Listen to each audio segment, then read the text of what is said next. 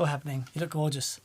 Hey everyone, welcome. Careful. You do have to be very careful, especially sitting next to this. Yeah. I make you look so good. This is my CV.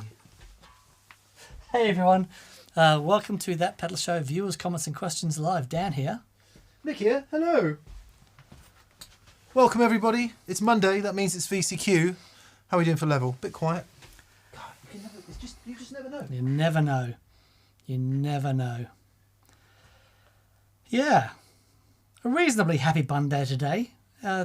Everyone is still a bit more subdued Yes. this week after all the happenings and comings and goings. Yes. I've got an ad for Monty's Guitars with Simon Bradley, who I used to work with at Guitarist Magazine, Danish Pete and Matt from Monty's there Oh, wow. on stage at the Birmingham Guitar Show by the looks of things. Oh, Nice. very good. Nice. Oh, also a massive hello to anyone that was at Mannheim Guitar Summit. Oh yeah, we were supposed to go and spectacularly managed not to. Oh, okay. I saw all these things coming out going, I vaguely remember something about it. Yeah. But anyway. What happens is someone usually gets in contact when there's anything on about a year in advance. Right. And I say something along the lines of, yeah, cool. And then there's admin involved and I then stop. Right. Fair enough. I just can't do it. I can't do admin. Fair enough. Well, I do enough admin. there's been a lot going on. Yeah. So anyway. You've got to book flights and hotels and I'm over it, Dan. I'm over it. I understand. Yeah. I understand. I think also 2 years of not going anywhere, thanks to dear old COVID. Mm. I don't know about you, but it's pushed me into a bubble. I don't want to go anywhere. I was on holiday in Italy a few weeks ago, and I didn't know how I'd feel about it. Boy, it was wonderful to be away. Yeah. It's different when you're there. It's like, oh yeah, I remember this because this is fun. Yeah, I'm not through any fear. Yeah, no, by the way. yeah. Through But it's like, just through a kind of, I've got a house, stay there. Yep. Got a pizza oven. Oh, yeah, I don't get to spend much time there as it is normally here. Yeah. There we are. Anyway, welcome to Viewers, Comments and Questions. We do this most Mondays. We didn't do it maybe 2 Mondays ago because it was a public holiday. Mm-hmm. We didn't do it before that because we were on holiday. We won't be doing it next Monday because it is Her Majesty the Queen Elizabeth II's funeral. Yes. She has died. She is no more. She is an ex-queen. An ex-queen, yeah. So out of respect to her, we won't go next Monday. We may well do it on Tuesday or something. We don't want to miss a whole other VCQ, but it seems not entirely right to be jovially talking about effects pedals on such a somber and important day. Yeah, indeed. So, yeah. Right. Do you agree, Dan? I agree completely. Good. I'm pleased about that. I tell you what, I was surprised at how emotive the whole thing was. Yeah. I don't think you certainly couldn't call Dan or I royalists. No, but not by any stretch of the nevertheless, imagination. I think, it was. She was a link to so many things in history. Yeah. You know. Yeah. And I don't know. I don't know about moving forward. I think there's an opportunity to do things differently. I reckon Charles and Wills will. You know. Charles and what? Charles and Wills. I think they will. You reckon they will? Yeah, I think they will. I think they'll rein it in a bit, if you'll pardon the expression. That was very good. Yeah, but on top of all of that, she was a mother, a grandmother, a great grandmother. She was all that stuff. Despite being the Queen of England, she was a family member, and I think anyone who passes away deserves that respect. Yeah. In this time, anyway, lest we dwell on that. May she rest in peace. Indeed. Yeah, okay, so roll call. We got Stephen Holt says, greetings from San Antonio, Texas. Have you been to Texas? I keep asking you this, and I think you always say yes. Yes. You have.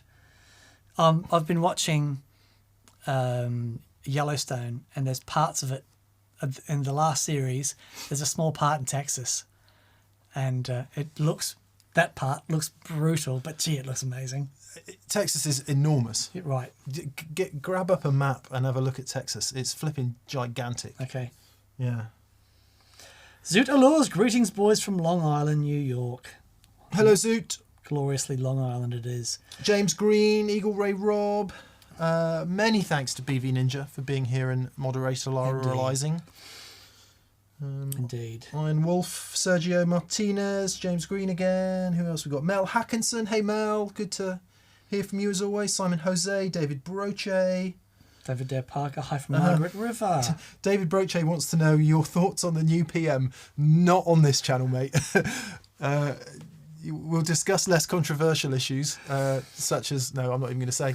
I was going to reel off a whole of highly controversial issues, but I won't. No, just not interested. James Green. Yeah. Hello to everyone. Hello, from around everyone. the world, from wherever you are. Yes. Oh, Gordon Rankin. G'day, mate. Hello, Gordon. Perhaps, Daniel, I should check the status of the Chat super. chat super. That's exactly... Wow. We are now thinking the same, which is pretty scary. There lies danger. Indeed. There lies danger. Stephen Holt says Texas does have some brutal weather and wilderness areas, but I love it. Yes. Indeed. What's Texas? What's the size of Texas compared to Australia? Oh, yeah, it's not as big as Australia. God, Right. I mean, that would be silly. Yeah, Australia's a bit silly. Yeah. Yeah, no, it's not. No. But then America's not as big as Australia, is it? Oh, Across? I don't know. Australia's pretty big. I remember getting in the plane in Sydney, falling asleep on the plane, waking up like 6 hours later, still flying, heading to Perth. Yeah. And this is ridiculous. Yeah. Done the same thing where you come in over Darwin, look down, red. 4 hours later, still red. Getting redder. Yeah. I need to know now, how wide is the unit US? I think it might be taller. It's a sort of a...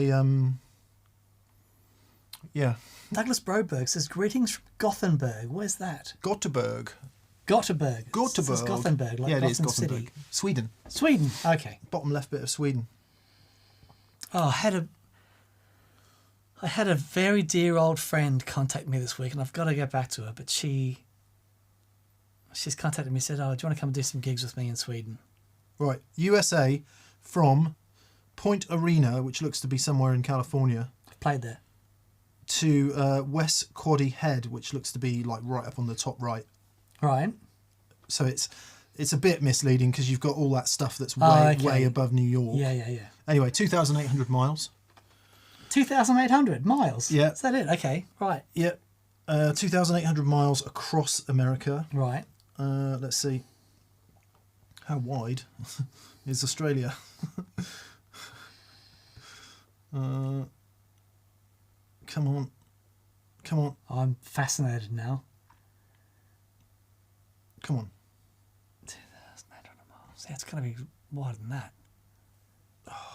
Sometimes all you want is a simple answer. And now I'm getting, how wide is Australia? You'll never believe the answer. The answer will surprise you. Yeah. Come on. Oh, I don't believe it. I don't believe it. Yeah. Say something about guitar pedals. Though. Okay. So, filmed. People were asking about the new board that I had delivered to Ed O'Brien last week, and whether I'd filmed it. Yes, I filmed it. I'm working on the edit now. It's going to be 2 parts. So the first part will be the basic, getting the pedals together on the board. The second part will be us with Ed in a studio somewhere, as he is recording something new and beautiful. So that'll be fun. But yeah, the board's amazing. It featured 3 of the new Otto Machines pedals. There's a gain pedal, a delay pedal, and a reverb pedal, and they sound incredible. So much so that I had to buy the delay pedal. This is fascinating. Tell me. As BV has already pointed this out, there are more square miles in the USA, but get that is Australia overlaid on the USA. No way. Yeah. So it's roughly the same size. That's There you mad. go. The yellow bit is Australia, and the bit underneath, which is sort of orangey, is the USA. Wow. That's nuts. It is. Yeah, What's the population of America? 300 and something million, is it? something like that. So Australia's got like 10% of the population of America. Yeah, over roughly the same landmass. That's amazing. I guess Alaska's not in there. In that. Sweet home Alaska. Oh yeah, it does say without Alaska. Right. God, who'd have thunk it? Who'd have thunk it? Wonder who's surprised by that. What's your favourite tube screamer? TS meh. TS meh. Let's make that. Let's make the TS meh. Of course, I haven't got the podcast recording. Of all the weeks, Just can't remember anything. we missed some comedy gold. But that's okay. 10 Rich Guy says, no to Canada. No, we're good. Curtis asked us 330 million in the USA. So yeah, Australia has about 10% of the population. There you go.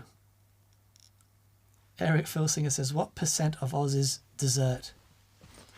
No, is that dessert or how much is desert? I think it's desert, but I don't know.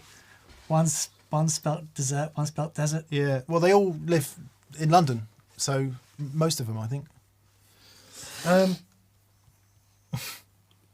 I'm doing a vlog at the moment. It's so funny.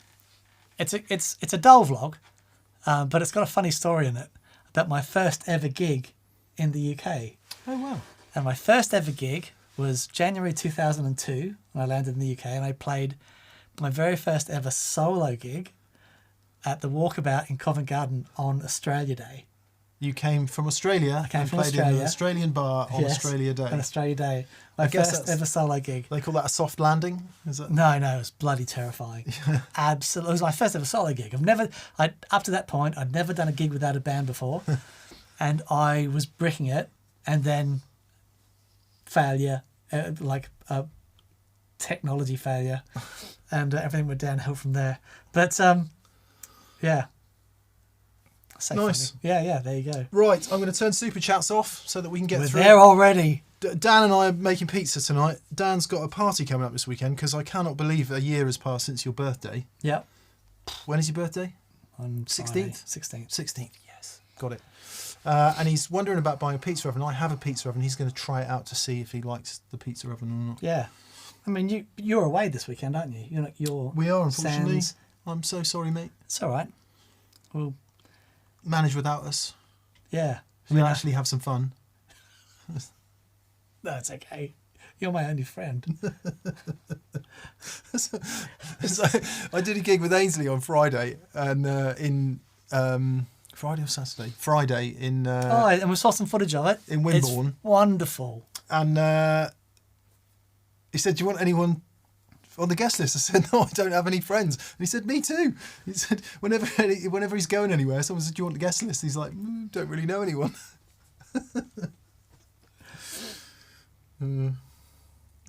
Anyway. Right, let's get into it then. So yes, let's get on to the old chapter super. They're super. Thanks for being here. Big apology to all regular viewers for no video on Friday. We got tangled up in ourselves. Yeah. I think the brothers Landreth being here for so long and just some production stuff and just boring life stuff meant that we just fell over ourselves this week. I've promised a bunch of vlogs that were supposed to be delivered ages ago, and I'm still battling my way through them. This is one of these vlogs. It's the third time I filmed it. Last time I filmed it, both audio things failed. It's like today I spent 15 minutes looking for a screw, a very specific screw that fell through the crack in the table, and I had to get the tripod with the little metal bit, the magnetic bits, and go through the carpet trying to find this little screw, and eventually found it. What's the screw for? This here and popped out. That's Anyway, annoying. but that's what happens to me. Yeah. It should be 30 seconds. Yeah, I not for spent me. 25 minutes looking for a bit of wire. Yeah, there you go. Yeah. That's how our days. Anyway, go. sorry about that. We're back on stream again this Friday with a video on overdrive pedal order, which is not as boring as it sounds. That pedal show, not as boring as it sounds. There you go, it's a new t-shirt. In brackets, probably. Anyway, okay, Ran's there. Hello, Ran. Thank you for your super chat this week. Ran says, "Dear ledge and milk derived product."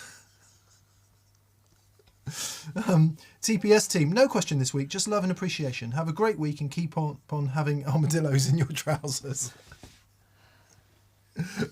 That is truly wonderful. They ran screaming. Yeah, it's the shape.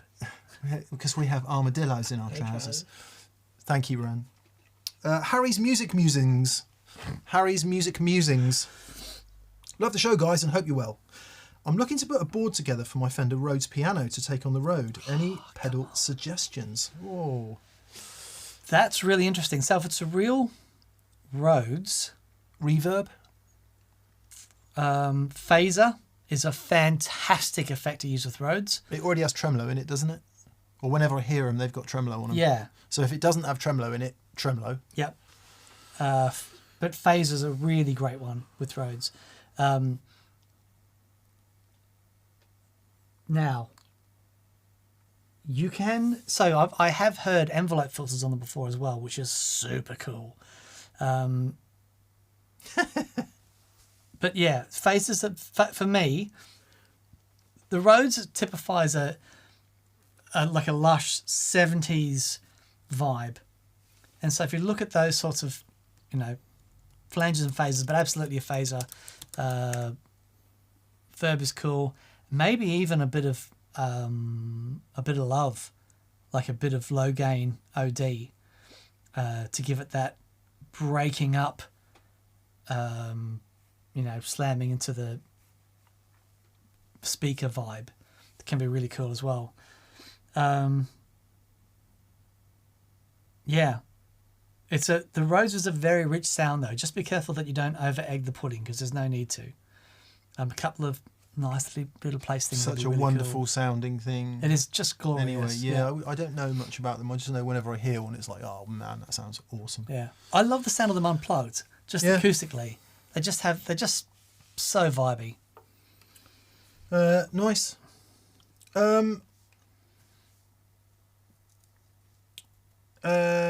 And enjoy being on the road, Harry. That's yes, what a mate. wonderful thing. Okay, Boastertron, Univibe, Hudson Broadcast, Fuzzes, Fairfield Circuitry, Shallow Water, Hologram Infinite Jets, Collision Devices, Nocturnal, and a count to 5. What order and where should I buffer? This Friday's video is for you. Indeed. Partly for you, where we talk about gain pedal order, hopefully for the last time. Hopefully. It won't be, but Anyway, this is a more interesting question because you've got... So the Fairfield Circuitry Shallow Water is a weirdy delay-based pitch shifting machine. Right. The Hologram Infinite Jets, who knows what the hell that does. Well, the Infinite Jets is a particle delay. Yeah, like I said. Thing.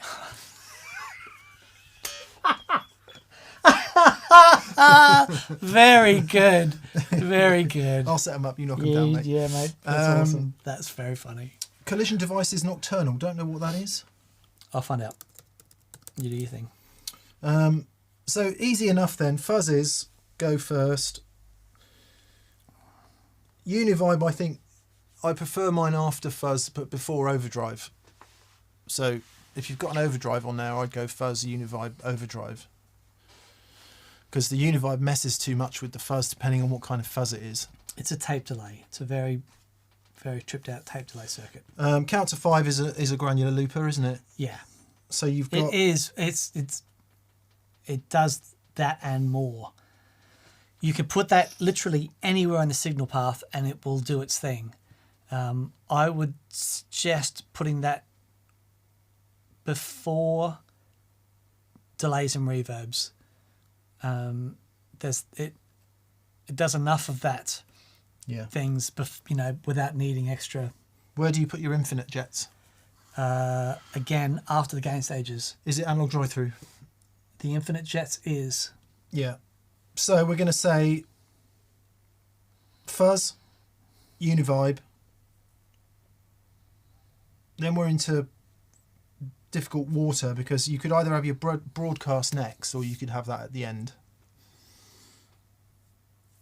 If you're going to buffer, do it after, at least after the fuzzes. But then some fuzzes really hate buffers after them just as much as they hate buffers before them. So bearing in mind that once you turn something on downstream from the fuzz, it's going to be buffered anyway. So having a buffered in there could even all of that out.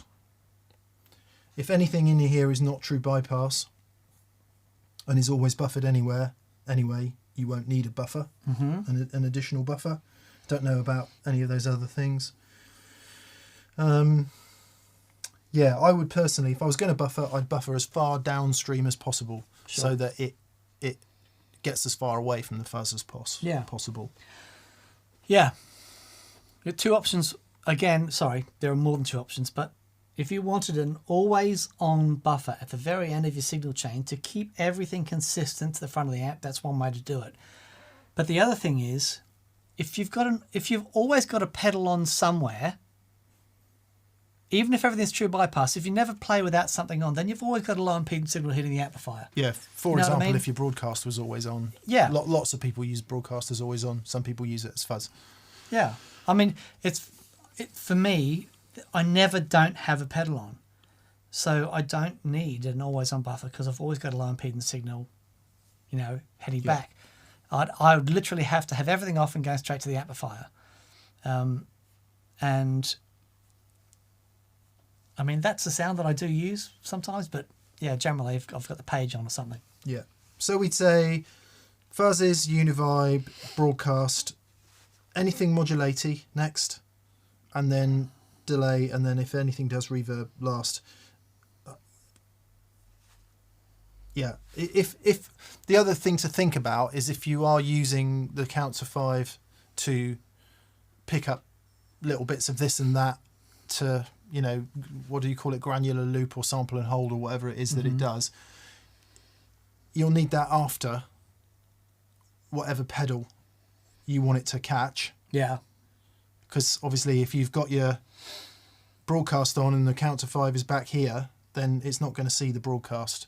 So that's worth thinking about. Anything you want to loop needs to come after the thing you want to loop. Yep. Once you start answering all those questions, it should unfold fairly quickly. Yeah. Yeah. Plug stuff in, try it out. Yeah. Good luck. Good luck, mate. That sounds like a very inspiring rig. Yeah, could be a lot of fun. Inspiring stroke confusing for me personally. But 67 Amatse. 67 Amatse. Hello friends, since I saw Rabia in your show, I had to dig a bit into heavier sounds. I used pedal platform amp and Beano boost into an Angry Charlie version 3. Nice. So much fun with that setup. Thanks for the inspiration. Oh, you're so welcome. The version 3, is that the one with the 3-band EQ? I had got the V1 at home, took it out, I had to play with it the other day. Gee, it sounds good. Yeah, anyway, treble booster into that sort of a pedal, played heavy, flippin' awesome. Yeah. Very nice. That's great, mate. Very nice.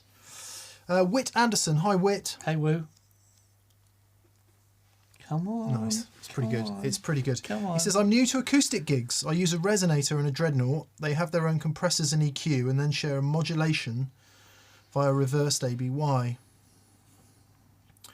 Is there a pedal that shows line strength in dB for leveling? Much love from Whit. There might be, but it's probably not massive use to you because it varies considerably on frequency. So if one of the guitars is really bassy, for example, it will be registering more dB because there's loads of bass, potentially. But that might not be audibly louder as far as the room's concerned. So if the resonator's got a real nose on it, which they usually have, very, very projecting mid-range, that can sound a lot louder than a guitar that's a lot of bass and treble. So while it would be useful to know, I think you're probably better off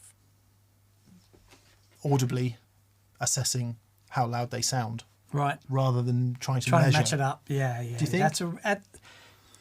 Absolutely, because it can be very helpful looking at things on a screen and getting those levels and everything matched up, especially when that signal is going to preamps, you need to make sure that it's all happy. But when it actually comes to having those signals being amplified, you'd be stunned if frequency-wise there's a big mismatch. You'd be stunned at what you perceive as being louder and quieter. Yeah. Don't forget how much energy it takes to amplify those bass frequencies, and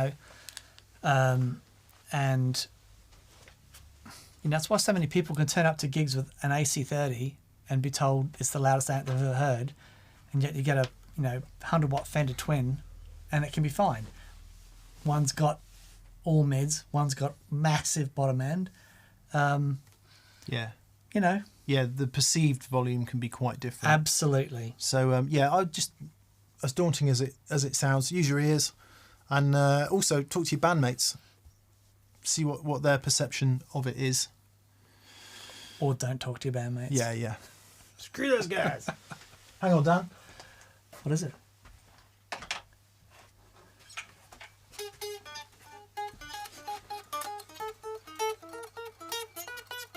Are we there?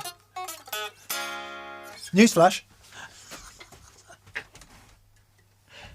Okay. Newsflash. Very good. This is a message for TPS patrons. Oh, well remembered. Yeah, this That's is it. very good. Don't forget to check your email, TPS patrons, patreon.com/thatpedalshow. If you're a patron, if you're a current patron, please check your email or your spam. Do check your spam, because sometimes things go into spam. For the link to September's giveaway, which closes on Wednesday this week. That's Wednesday this week, people. We're giving away a Boss MD500 to one lucky patron. The big one. So, yeah. I'm Tick Mailer. This is Daniel Deinhardt.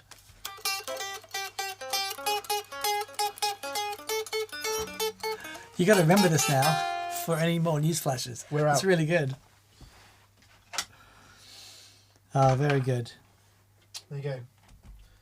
If there's any TV station bosses out there looking for talent like this, Do I hear the hammering on the door outside? sound of sirens? Yeah. Hello, mate. This is the BBC.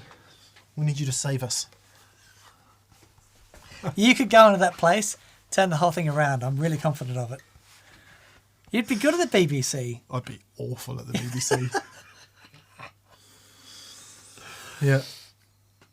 Yeah, I'd be Go on out there. by the time I got to the bottom of my first mocha frappuccino or whatever it is. Orange mocha. What was it? Orange mocha. Mocha Choppuccino. Yeah, something like that. Okay. Logan Eklund has been asking about my matchless HC30, trying to decide how to wire it. Mine's in 4 ohms, the way it comes to the factory. The 2x12 cab is 4 ohms, and I just have it 4 ohms from the... We've done a whole show on it, actually showing how that amp sounds with the different loads. 4 ohms, louder, more headroom. That's how I like it. But then I run the amp in half power mode because it's so loud. So work that out. But anyway, yeah, I run at 4 ohms. There you go. Alessandro Sivieri. Hello, Alessandro. Hello, mate.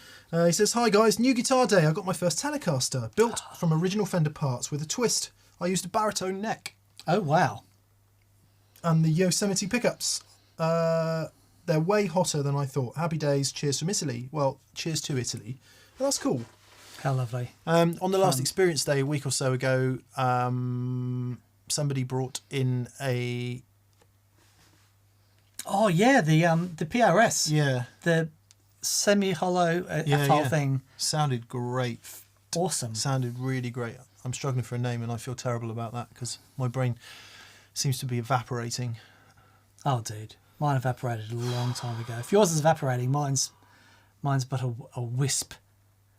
Yeah, I don't know what it is. Airfire. Hello, Ed. He says, I had an epic guitar month in September. Excellent. New Monty 62s are in my Strat. An Epiphone P90 Wilshire that I'm in love with. And a Mythos Joey High Road Fuzz. Plugging in has never felt so good. The Wilshire's a really cool guitar, actually. What is it? It's, well, I want to say it's the Steve Marriott guitar, but I don't think it is. Wilshire. Or Wiltshire. The Steve Marriott guitar is the Coronet.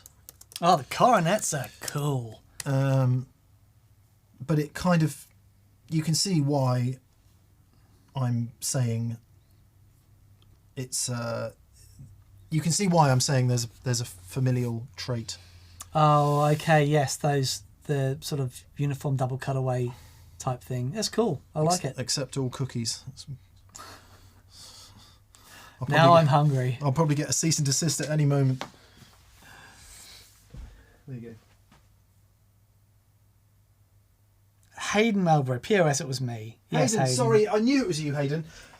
I get confused because we have a Hayden who works here, and that then immediately eliminates anyone else on Earth from being called Hayden. Exactly. So, thanks, Hayden. The most common name that I forget is Dan. Really? Yeah. If I meet someone whose name's Dan, I'm like, 2 minutes later. What's your name? Who are you? What's your name? I have no idea. Yeah. Now then, we were somewhere last week and we saw Steinhardt Street. Can't believe I didn't take a picture of it. Where was that? I'm going to have to ask Catherine. Steinhardt Street. Think so. In the UK. Yeah, Wow. think so. There you go. Or it might have been Steinhardt Place. It is a dark, desolate place. Good on you, Ed. The High Road Fuzz is always a nice surprise. We never actually got one, and then Joey played it on the show last week, and it's like, oh yeah, love that. Really love great. that. By the way, that edit is coming as well. Sorry, I've got completely tied up with everything. So, Satan Held, and I appreciate I've just said Satan, but that's what it says. Saiten. Saiten. E. Yeah. Okay. If it's an Irish name, it's probably pronounced John. Fred. Yeah. Anyway, if we say Satan or Satan, yeah, it's all good. Apart from the Lord of Death bit. Here we go. Hi, M&D. What's your opinion on Fishman Fluence pickups? Thank you so much for your great show from Germany. Hello to Germany. Hello to Germany. Always have a nice time in Germany. Check out the show that we did With Greg Cock. because he uses those in his Telecaster and he makes them sound mighty fine. He does. Yeah. I did a demo on Guitarist Magazine using them against a Strat with like normal magnetic, vintage style Strat pickups. I preferred the normal vintage style Strat ones. Mm-hmm. Hearing back the audio. Of course, the great benefit with the Fluences is their noise cancelling, or they're noiseless. Greg Cock likes them, so I don't suppose it really matters what we think. Yeah. Indeed. Yeah. Yeah. We're not active pickup guys, but some people make them sound amazing. I don't know if they're active. Are they, Fluence? Yeah. Are they? I don't think that's their kind of... Because when you say active pickups, you bring to mind EMGs and that whole thing. The Fluence aren't... It's even if they are active, I think it's a misnomer. It's not what they're sort of for. Well, it just means that they're sort of a built-in preamp in the guitar. Low impedance signal direct from the guitar. Yeah, I think they're supposed to sound vintagey though. Yeah. Because you don't associate that with active pickups, do you? Well, no, but it is the nature of what the pickups are, as opposed to, if they're active, they've got as opposed to being passive. Yeah. And as we know, we very much enjoy being passive. We do. Passive aggressive is my favourite, but Eagle Way Rob says Steinhardt Street, a telly in every driveway. Very nice. Yes. Oh yeah. USB battery. Yeah. I wasn't doubting you. I was just doubting you a bit. It's all right. Well, that would explain a lot. We've been together long enough that I have to be double checked. Not really our thing, but Greg flipping loves them, and as do other people. So that absolutely. ought to be all the endorsement you need. Leg ends, says Greg Sachs. Hello, Greg. Hello, Greg. I saw Joey showcasing the Fairfield ring modulator. That company does some great work should you have a chance to try their Barbershop OD or the Shallow Water. Both have some serious magic going on. Yeah. I've seen them on loads of boards and always think they just look amazing. But yeah, we haven't had any contact with those guys. There's a few companies like that I'd love just to check out. Fairfield Electronics certainly being one of them. What's that other one? John Cusack? No. His stuff is amazing. And great actor as well. Oh, Petty John. Petty John. Yeah, well, I think who is coming to Experience Days bringing some stuff. Oh, cool. I remember naming it. Excellent. I actually think something is wrong with my brain because I don't have a problem remembering names and stuff like that. But you're saying because you can't remember them today, you've got a problem. Yeah. Dude. I've not been feeling right for about 2 weeks. I've been exhausted. Oh, but something's happening in my brain, Dan. Let's catastrophize this as bad as we possibly can. Yeah. Because I'll jump in on that as well because I'm feeling knackered as well. I went to the gym this morning before I came out here. How is he? Jim's good. We worked through some issues. And I just couldn't do anything. At the end of it, I was absolutely cream crackered. Paul Matulovic, thanks, Mark. There we go. Marcus. Sorry, the Mark bit was deliberate. Marcus, thanks, Marcus. Marcus Reeves has reminded us that it's Paul Matulovic. Oh, very good. I got texts coming in. My friend's asking me if he should buy a Klon at a particular price. What'd you say? I said if it's straight and it hasn't been modded or messed about with, yes, for the investment alone. Oh, man. Yeah, but if it's been messed about with for that price, you know who you are. No. Very good. Yes, it would be really good actually to try a bit more Fairfield stuff. Was the thing we used in the first show on Friday one of theirs? Was that them? No. Okay. This is getting worse. No, the only Fairfield thing we've had in the show has been Joey's LAN devices is what I was thinking of. That thing is unbelievable. Marcus Reeves, bless him, lent us a load of, for want of a better term, weirdy beardy rare, made by Pixies in Sheds fuzzes that we wouldn't otherwise necessarily be able to get our hands on. And we just did a show blasting through them all, and it was revelatory, was it not, Daniel? Was spectacular. Thank you, Marcus. It was quite the experience. We just plugged into Marshall and a 2-rock, got them to patent pending or thereabouts, and had schwang for an hour. It was brilliant. It was wonderful. That'll be a week on Friday. Really wonderful. Yeah. Matthew Denby. Hello, Matthew. I saw the Brothers Landreth in Manchester, and there really are no words to do them justice. I'm still blown away. To top it off, they'd run out of high roads, so Joey pulled his off his board and signed it for me. No. We don't deserve Joey Landreth. Oh, man. He's the best guy. Bless him. Yeah, they are quite spectacular, and I think that approach to...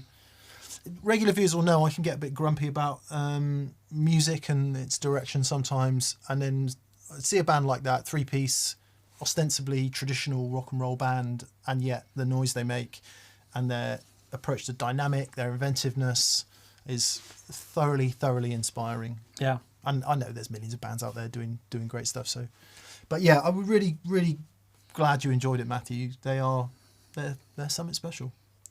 Incredible. Yeah, incredible. So,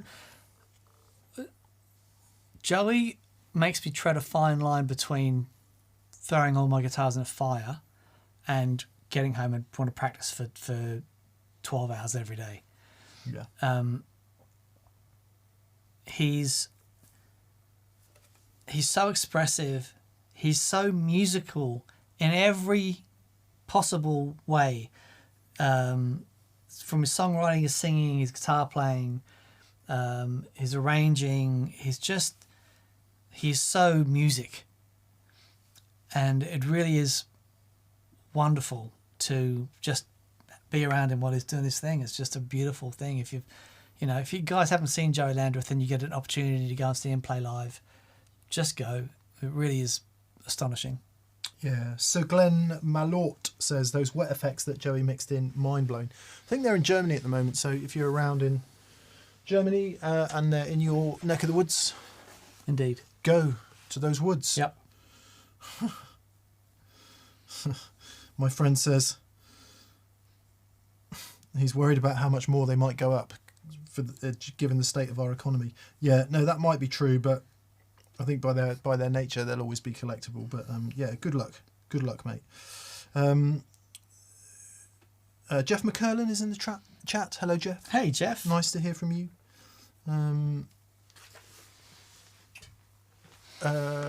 Jeff did a nice demo of something this week, or at least I did a clip on it, and I can't remember what it is. Yeah, I should just stop talking. I think it's the best thing. Oh, Robert Davis, that's interesting. He says, "Hey Dan, just started BJJ. Any advice? Look after your hands. Know when to let go of stuff." I've done a video on it. I should update that because that was years and years ago. When Dan arrived today, he had a little support on his arm, and since I've known him, he's been through 2 general anaesthetics as a result. My advice is don't do it. Yeah. It is amazing. So the problem is I didn't train properly. I trained with the wrong attitude, and every roll I had was 100%, and I ended up getting injured.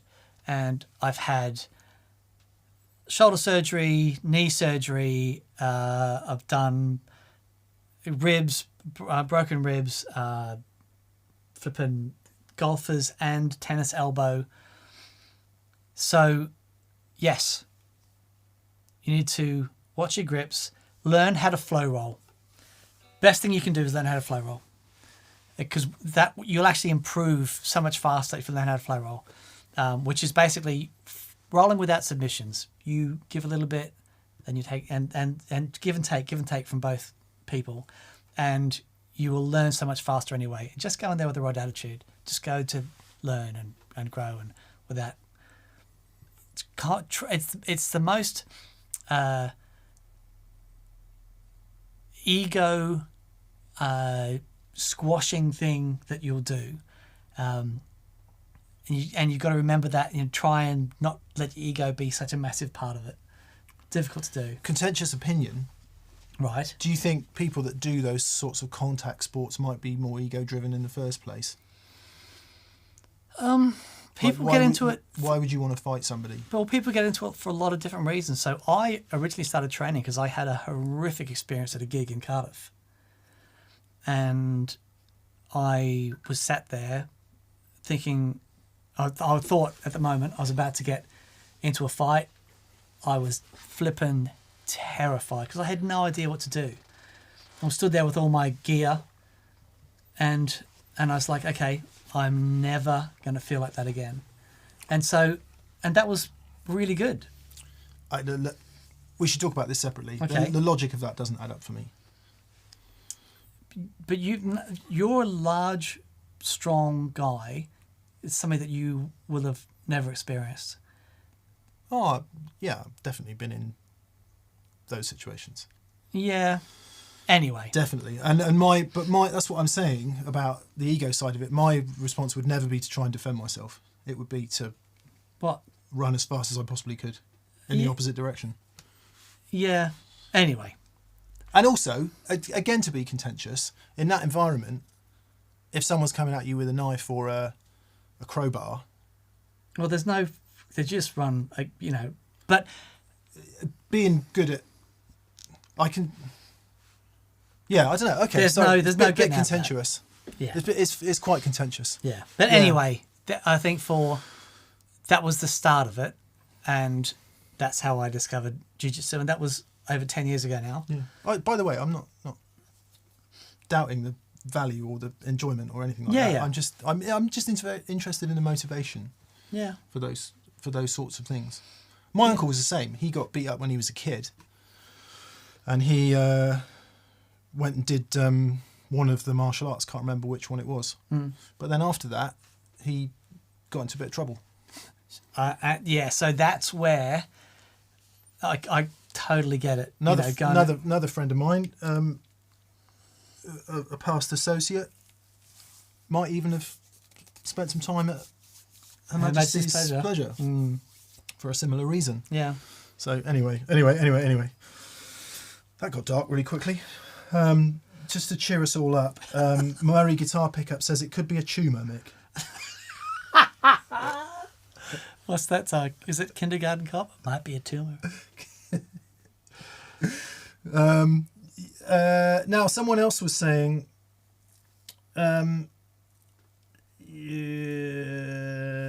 about the Land Devices harmonic percolator. That's exactly the one we're doing in the show. It's incredible. So it really did sound good. Where are we? I don't know. Getting tied up in knots again, Dan. I got my first British amp, says Mojo. Nice. Early 2000s AC30. What would be your suggestions for jazz and blues settings and any pedals that it likes? Listen to John Schofield, who's a big AC30 fan and used one for years. Not a traditional jazz tone. No, indeed. Yeah, jazz tones from an AC30. That's so interesting. Turn the treble off. Yeah, neck pickup, roll some. See, that's going to come from the guitar. Yeah. Although you do have the cut control. You do. Yeah. You do. So run the cut control fairly well dialed around. It works opposite. It gets bassier as you turn it to the right. Yeah. You want. So the great thing about the AC30 is you can. It basically goes from quiet on, and then everything from there is limiting.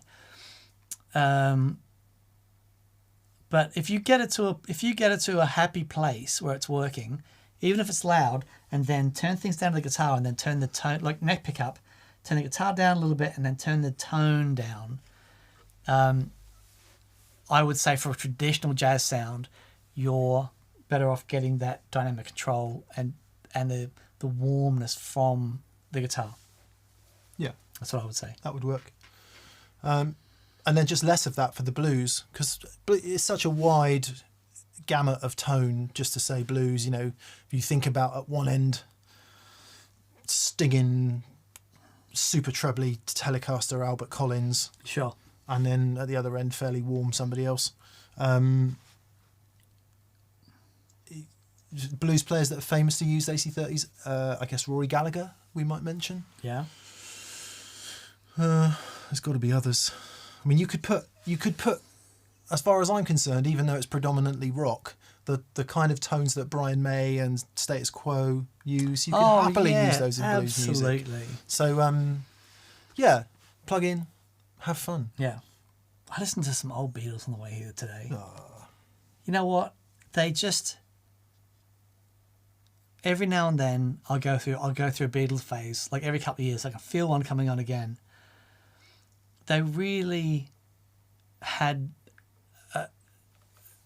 that understanding of sounds for the songs they were doing, and it was so instinctive for them. They were limited to what they had, obviously. Yeah, yeah. And they just... But that almost made it more than the sum of its parts, didn't it? Yeah, yeah. Because they had to get that creativity from... It was so good. RC Nation says, Mick is just a depressed, negative dude that whinges non-stop. Jiu-jitsu couldn't be less contentious. Fair dues, mate. Fair dues. Yeah, I'm not negative.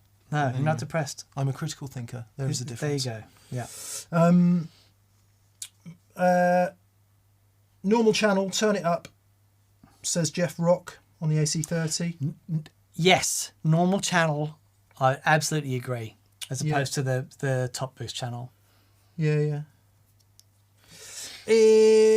Who we got next then? Oh no, I pressed the button here. What button? Here we go. Gents, says Kyle Harkus. Hello, Kyle. I have a Fender Supersonic 100. Oh, that's the same one that Simon Neil from Biffy uses. Indeed. They are amazing. I run it clean at 25 watts through a hardwood cab with 2 greenbacks. Would creambacks be a good pairing with this amp, and would that let me run at 100 watts if I wanted to? I think creamback is what actually Simon uses. He uses the Alnico Cream. The Alnico Cream, the large one. Not the same as creambacks. It's quite confusing. So the one that Simon uses is the 100 watt Alnico Cream. You can just use one of those, that's fine. Alnico Magnet. Creambacks themselves is G12M and G12H creambacks. The M is 65 watts medium magnet. Are they ceramic or Alnico? Ceramic. They're ceramic. Oh, Yeah. okay. Yeah. That's interesting. Sounds like a beefed up greenback actually. The 65. It's got that sort of mid-rangey bark, which is quite nice. There you go. 2 of those in there. Less efficient than the 75 and a bit sweeter sounding, certainly at lower volumes. The 75, more power handling, big magnet, more efficiency, so it sounds ostensibly louder at the same volume. Bit more sterile sounding at low volume, but once you then start getting into high volume, handles that bit better and doesn't break up as much as the 65. So if you play at sort of low to medium volumes, I always think the 65 is sweeter, and it's got much more headroom than a greenback, so it'll take more than a greenback. So you'll get more out of your cleans. But if you play loud, and you like those big, round, loud, clean sounds, which the Supersonic is definitely capable of, then maybe the 75 would be a better option. It's really hard to say in the 25 watt version whether 25 watt setting on the Supersonic, whether you'd gain much from putting 65s in, because regular greenbacks, such lovely sounding speakers. Yeah, they really are. And they do have a lot of character. By the way, if you've got 2 greenbacks in a cab and they're 25 watt greenbacks and you've got the Supersonic, you don't be worried at setting it at 50 watts if it has a 50 watt setting. And actually, don't be worried at setting it at 100 watts as long as you don't turn it up. Yeah. So, yeah, if you turn it up a lot, you may damage the speakers, but it's unlikely. I mean, Dan's got a 15 watt blue in his... On my J20, which that I've absolutely is nominally hammered. 20 watts, but it's flipping 2 6L6s. It's got to be more than 20 watts, hasn't Oh, it? yeah. And it's being Yeah. absolutely pounded into submission, has been for years and years and years. It's actually made it the sweetest sounding blue I've ever heard. That comes with the caveat that if your speakers blow up, don't blame us. But as long as you don't turn the amp up, you're not giving it 100 watts. So, Yeah. Oh, God, that's really hard to say. I'd be really interested to hear the 65s, like 2 of those in there. Yeah. On the 100 watt setting, it could be amazing. Contentiously, if you like a lot of bite and like a really full, fat, forward tone, I still am a big fan of vintage 30s. Oh, yeah, wow. Yeah, okay. and for amps of that period, so many amps of that period came with vintage 30s, or that was the sound of that particular period. They're a 70 watt speaker though, aren't they? 60. 60, right. We've got 2 in a Fender Tweed amp, and when we got the Tweed, it's a Bassman with 2 12s. Custom shop thing. And when we got it, I saw the vintage 30s and I'm like, that's never going to work. Right. Plugged it in. Magic. It sounds fantastic. Yeah, it really does. So it's always hard to say. It's a bit like talking about pickups with speakers. It's such a personal thing, and it really does depend how you play, at what volume, the kind of tones you like, how your pedals are set. Clearly very important, but very hard to give any sort of advice because it's so subjective. Sure. Yeah. But the general advice is 2 types of ceramic creamback. If you play at low to medium volumes and you like a bit of tone from the speaker, go with the mediums. If you play really high and you want loads of loud headroom, go for the 75s. Nice. Very good. If indeed they still make both, I'm sure they do. Tomper 1900, no question, just a big thank you for all knowledge and entertainment you've shared over the years. Cheers from Thomas. Knowledge and entertainment. Yeah. Heavens to Betsy. That's nolotainment. Enterlodge.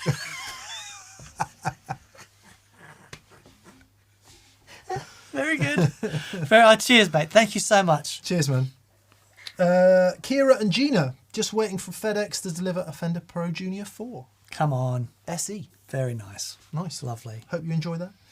I've been watching old VCQs, says James Green. Hello, you're James. the one. And in addition to Rosie's inaugural appearance, I was given the gift of the Impy Dance. It's been a while since we've seen that. Show the nice people what they've been missing. The world means the world to us. Okay, so an old depressed negative dude is going to do the Impy Dance. So Dan, please talk about impedance. Okay. So, right. Impedance being let's see, you got a sum of the capacitance, inductance, and reactance, and all comes together, giving you impedance. And then, as if Keep talking about impedance. I'm trying. I'm trying. Okay, so now, right, impedance is it's in everything. Far out, man. I can't do it. There was more flappage. Yeah. Well, look, it's an art form. It is. I can't just recreate the art, can I? It's like genius doesn't come along every week, Dan. No. Sometimes it doesn't come along at all. That's for you, James. That was the Impy Dance.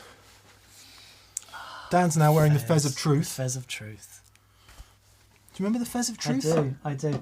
The Fez of Truth has been up with you forever, right? It's been with us since the start, the Fez of Truth. There you go. It just reminds me of Get Smart villain. Yeah. Did you ever see Get Smart? It really does suit you with the beard. It's like a... Yeah, anyway. We've had two means of making decisions in the past. One is the Fez of Truth, which when we're trying to make a decision, we don the Fez of Truth to come up with the answer. The other is the TPS-nometer. Right. Which is designed... I mean, the tech involved in this is otherworldly. Meta have got nothing on this. Elon Musk is watching this at this point going... Okay, I got to get in touch with those guys. Screw all this battery stuff. Before BBC get hold of them. I know. What I need is the TPS-nometer. This is an analog device held together... Hang on, show the back. Held together with a tuning peg. I haven't seen that before. Yeah, That's great. Just to, just to help us with questions. I like that. Yeah, I mean, we could invoke it during the show. We'll see if the TPS-nometer or the Fez of Truth disagrees in any way. Okay. I thought there might be something we could... A little bit out of tune. Okay. Very good. Yeah, so there you go. The TPS-nometer.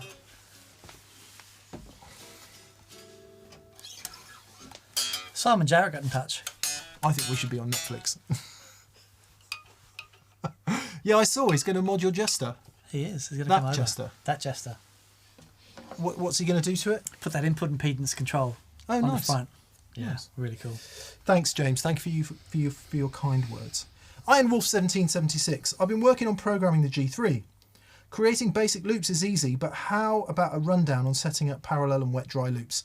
The instructions indicate settings I can't find in the menu, Dan. Okay, I've done really in-depth videos on that over the Gig Rig channel. Yeah. So head over there and see if you can find what you're after. If you can't find what you're after, then get in touch and I'll make a more specific video. But it's all in there. Yeah. It's probably no consolation at all, Iron Wolf 1776. I only use about 3% of G3's capabilities. I do. I you can use the parallel thing. I do. I can sprint The through the wet menus dry. pretty quick There now. you go. Yeah, All the wet dry, that's all find parallel stuff. Everything I need, I can there. find quickly. There you go. Yeah. So There you go. Sergio Martinez. Hi, Sergio. Hello again, Tone Sherpas. Thanks to social media, it feels as if guitar playing has become more of a visual medium. than it's ever been before. That is so interesting. I was curious if you've ever found that affecting your gear, and I guess you mean gear choices. Yeah. As in visually. Oh, so it's such an interesting topic of conversation. It's always been about visuals for me. Yeah, yeah. Long before social media. I remember having a conversation with Andy Timmons. Case closed. And yeah, but it's... Oh, hang on, my lad. Yeah.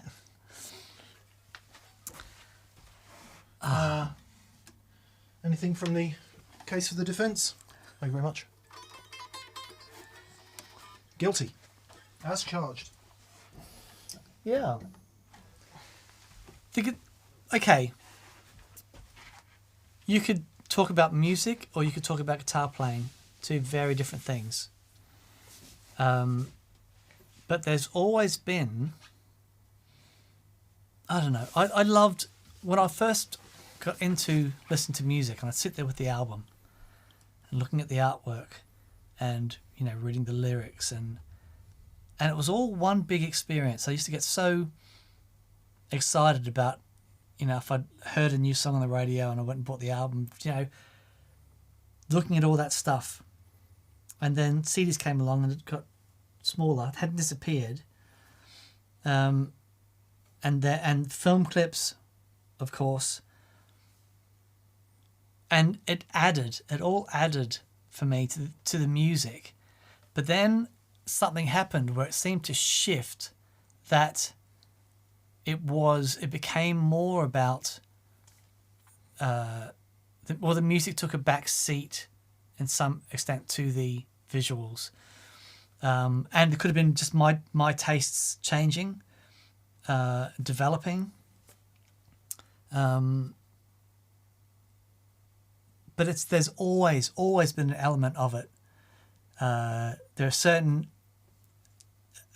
formulas for success, if you were, in commercial music, and part of that had to be a visual appeal, and then you can slice that down to, you know, I see on I'm not a TikTok or anything like that, but on Instagram, some unbelievable guitar players on Instagram, right? Just like mind-blowing. And then there are artists that have a very strong, like arguably a strong visual appeal, which is great, you know, but it's like, yeah, I don't know. I guess it all depends on the music as well. Like I'm never playing a John Scofield album because I want to look at a picture of John Scofield. Yeah, yeah. You know, he moves me musically. I think the original question might be more about the actual gear itself, so the finish on the pedals and the way gear looks. Oh, okay. I think I totally agree with you on the whole. And one thing that strikes me as you're saying that, I think we can be often quite passive as consumers, where, you know, we'll blame. Well, let's continue to be uncontentious. You know, whose fault is it that we don't like any of our politicians, or that lots of homegrown industries have collapsed and we're buying loads of foreign stuff that's really cheap? I don't want to be pejorative about any of those things, but they are things that are moaned about consistently among the populace, right? Sure. Who does the voting? Who buys the stuff? Are we so passive as consumers of music or products or politics that we can only buy what we're given? Or can we make a better choice? So I get that, but the choice has to be there. You know, there has to be a... But in the case of music, yeah, it's there. Sure. Why do those, whatever you want to call them, and again, I don't want to use any necessarily positive or negative language. We know what gets on TV with music. Sure. We know what does well on Instagram. Yep. It's popular for a reason. Yeah, of course. But then that is like you need to draw a line between entertainment and music. You know, because they're not always the same. But it's only musicians that care about music. And that's okay. Yeah, most people, you know, normal average humans just want to be entertained, don't they? And that's fine. And that's yeah. what that's for. That's, that's why we get 10 views a week, and then other people get more. this dude gets 800 trillion billion. Sure. Yeah. But that's all good. Yeah. Then when it comes to the actual gear, I do like a well-designed pedal and enclosure. I remember when I first saw the Juju. Oh, I gotta show you this. So, Pig Dog pedals in London. Shout out to Steve. And I been a fan of his for ages. I've always loved his work. And then I saw this picture of a pedal called the Juju and this finish on it. And I didn't even know what it was, but I knew Steve. I knew it was going to be amazing. But I saw this finish of it, and let's see if I can hold it up to the camera so you can see. It is spectacular looking thing. A lot of the gear I've liked over the years is not the best looking gear in the world. I mean, the 2-Rock amp is quite a contentious example. Some people think they look great. Some people think they look really awful. I just don't care. I think they look great. Juju. Oh, we did use it for something, didn't we? We did use it. It's probably over the road. Probably over the road. It's got the most amazing sort of multi-layered, almost iridescent finish under this blue top coat. It's a stunning thing. It's probably over the road, mate. Yeah. Okay. Yeah. Would have been on a board. Yes, I'm sure. And I love that. I love the finish on Marcus Reeves pedals and the etching and the care that goes into it's just reflective of the care that goes into the actual pedal. And it's not always the way, I've got some unbelievable sounding pedals in a really simple enclosure with a bit of Sharpie on it. But I do they're beautiful things, Yeah, they are. Have you ever bought anything purely because of what it looks like? Well, I bought the Juju. Because of that? I saw it and just went, I have to have that. It's the best looking finish I've ever seen. Then I got it. You're like, but I also bought it because I bought it because I knew Steve had made it and I knew it was going to be extraordinary, and it is absolutely extraordinary. But I saw the finish, and if you go into Pig Dog pedals and you find pictures of the Juju and that 3D thing. Yeah, it's just unbelievable. RC Nation says the 2-Rock kind of looks like a Dumble. How can that be bad? Yeah, I agree. There's a lot of people who think Dumbles look rubbish as well. So subjective, isn't it? I think. Yeah, that's subjective. David Dare Parker says celebrating craft. Nothing wrong with that. Absolutely. Yeah. Yeah. If you put a lot of energy and effort into something, you want it to look nice. North Guitars has asked the question that's been hammering around my head that is the ultimately contentious one, which I guess we'll have to step around a bit. Following on this topic, what do you think about people sexualizing themselves for extra views and subs? And I think we know what we're talking about. That is such an interesting question with the debate on, equality, gender, and everything that goes along with it. That is such an interesting question, which I don't want to get bogged down in because I listen to Woman's Hour every week on Radio 4 and end up shouting at the radio a lot because they can't answer that question either, so I'm definitely not qualified. Yeah, it's a great question.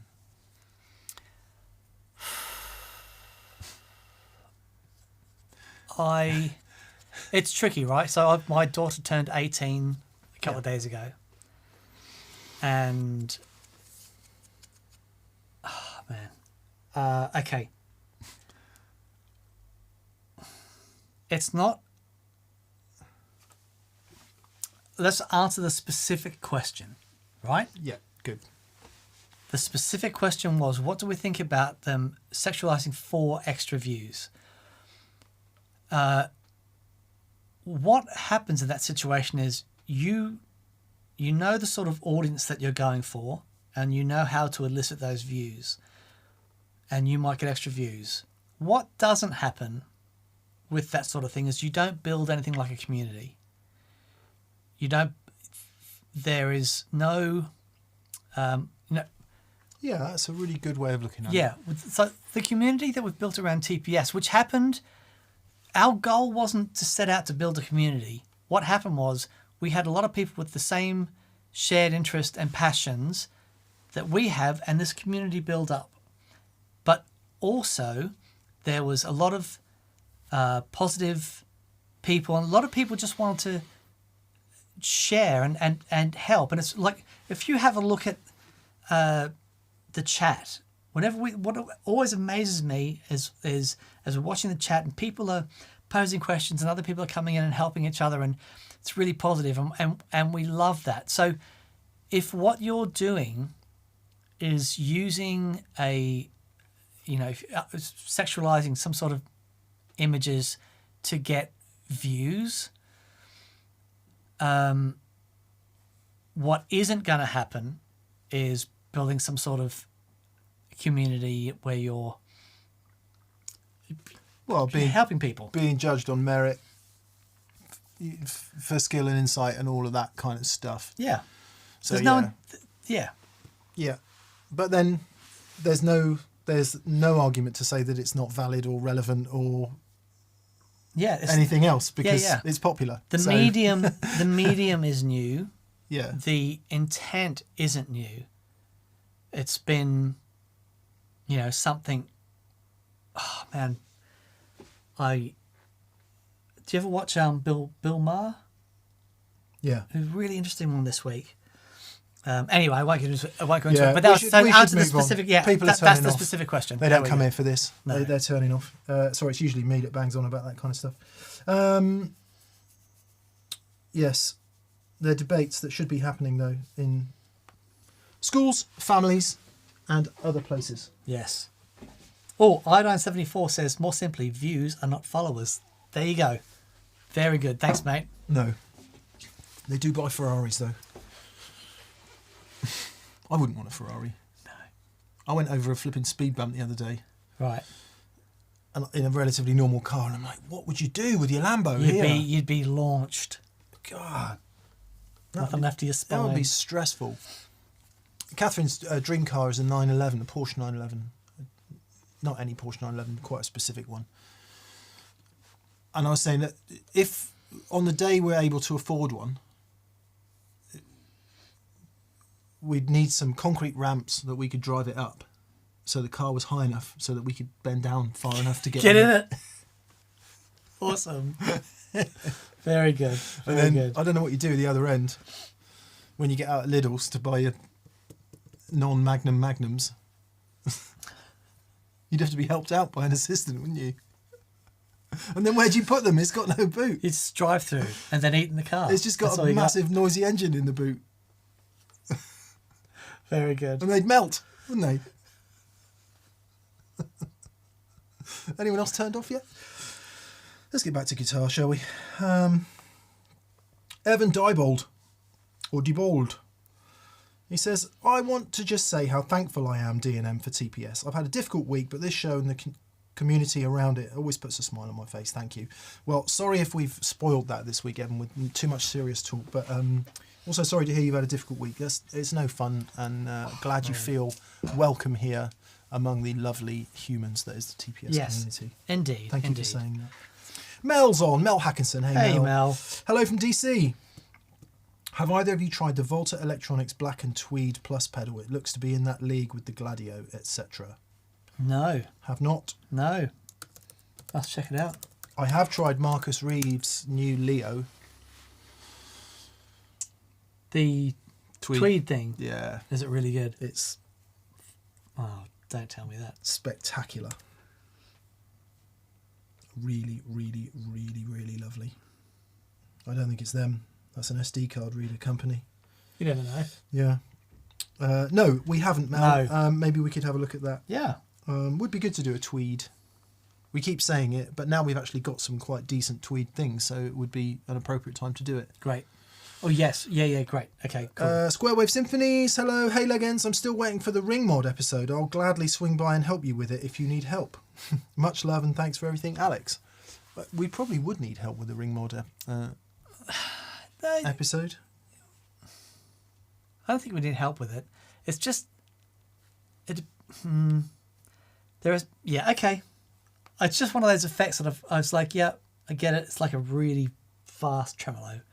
And you get the frequency. It's like... And it sounds like Daleks. Well, I think unfolding that would be good. Okay. I think that's a really good place to start. Because to me, it doesn't sound like that. Okay. So if you work from, well, here's what it's doing, and then work forward to what it always sounds like to me, Right. somewhere in between those two things are going to be use for it.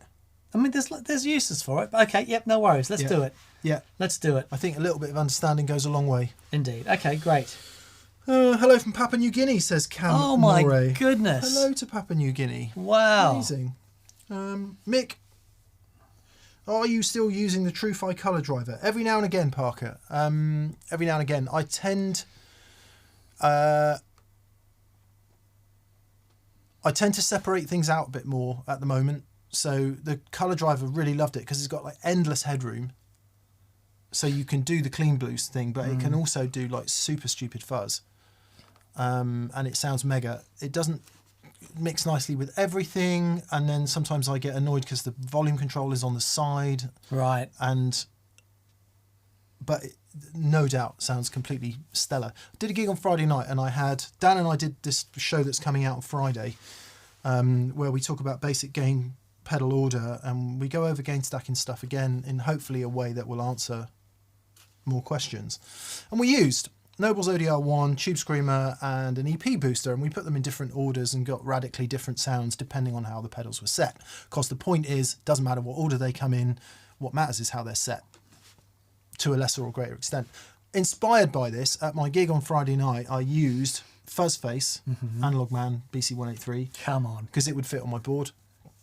Tube Screamer, Right. in this order, Fuzzface, Tube Screamer, EP boost on the end. Nice. It was great. Oh, yeah, come on. It That's just awesome. it worked so brilliantly. Long story short, point being, I would often use the color driver in that role at the end to do the big boosty thing. Right. But we played the EP boost that day. It's only this big and it's got one knob. Win. Yeah. Sounded magic too. It did sound really good. Sounded great. I just finished the edit today. And like, wow, that really does sound good. Awesome. Yeah. Yeah. Nice. Kept it really simple. Yeah. Lovely. Yeah. David Broche, what pedals do you guys currently have for sale? Denada. No, not a sausage. I've got a nice Taylor limited edition walnut spruce non-cutaway electro if anyone's interested. Okay. Dreadnought. It's quite nice. Some reverb if you're interested. Mixed melodious machines. I have nothing for sale. Yeah.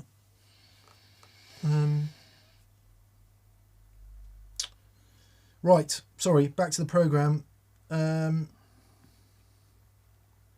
Gary Varner. Hello, Toes. Any love for the EBO? I play lots of ambient stuff and I'm loving it for Fripp and Eno style textures. Much love to TPS from Indiana. Oh, cheers, mate. Yeah, eBay's amazing. Same sort of technology as the Sustainer, but eBay's brilliant because you can move it over, your different nodes, as it were, and get different harmonics and things happening. It's very, very cool. I think I first heard one when who was the first guy I heard using one? Probably the Edge. It was great. Did you hear the one about when John McEnroe couldn't stop his racket vibrating? No. Yeah, tennis EBO.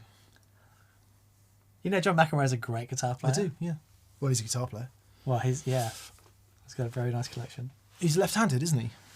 Yes. Yeah. Does he play guitar left-handed? I don't know. Yeah, no idea. I thought that was quite good for an on the spot. It's very good. I've tried. I can't. I would need to try more. I can't get consistent enough results depending on how loud I'm You've got playing. to be, yeah. So it takes a while to get it going, Yeah. to get it vibrating, and you've got to be in an environment where you've got time Yeah. to move things around and be a bit patient. I think I'm also a fan of the sort of Jeff Beck, Mike Landau school of doing things, which is you do that, but you do it with volume. So Right. you get the infinite sustain with a bit of overdrive and manipulating the volume control. And I think that's more of something in my brain than actually has happened. Right. I'd like to think that would be a good way to do it rather than actually have done it a lot. Sure. Done it a bit, but not, you know. We had a song in Tin Spirits where Dave would rip out the ebow for something. I forget what song it was. TC did one back along, didn't they? That was similar technology. TC Electronic. Yes, they did. They had the battery sticking out the top of it. Yeah. Yeah. It's Yeah. very cool. Yeah. Nice one, Gary. I'm sure that's very inspirational stuff to listen to. Deja Vu says, aced that joke, Mick. Thanks. James Bless says McEnroe does play lefty. Well, there we you are. go. There we are. Single songwriter. Ebo makes the sound. Is it an Ebo that makes the sound in Heroes by Bowie? So that is King Crimson. Fripp. Robert Fripp. I think so. Certainly sounds like it could be. Yeah, doesn't it? yeah, it could be. Could just be Fripp getting his Yeah. sustain. But that's a Fripp thing. Yeah. Blooming shout out to Josh Homme, who did an amazing Bowie at the Taylor Hawkins tribute gig. Right. Just that guy never ceases to impress me. Yeah. Yeah. He's annoyingly talented. Yeah. He's massive too. JR. Hello there, Legends. Just recently acquired a barely used, extremely light 2022 Gibson SG Junior. A purchase inspired by the glorious 61. Ah. Thanks for all the help on the tonal journey. We hope you enjoy that guitar. Yeah. They're a wonderful, wonderful. Supremely inspiring thing to play, Yeah. isn't it? I know when we did our last experience day, a couple of people wanted to play it, and the look on their face when they pick it up is palpable. Like, whoa, nearly throw it. Yeah, nearly throw it through the ceiling. What's this? Paul Matulovic. Hey, Paul. Hey, Paul. Just congrats on your role in the Tone Kingdom with getting Thorpe and Joey on the path to tonal domination. Thanks, Paul. Very good. Very good. And then he says, in all my years of playing, I never learned what the hang-up is with master volume versus non-master volume amps. Was it just that they were initially installed haphazardly, schematic-wise? What gives? So, really interesting question. The non-master volume amplifiers, basically...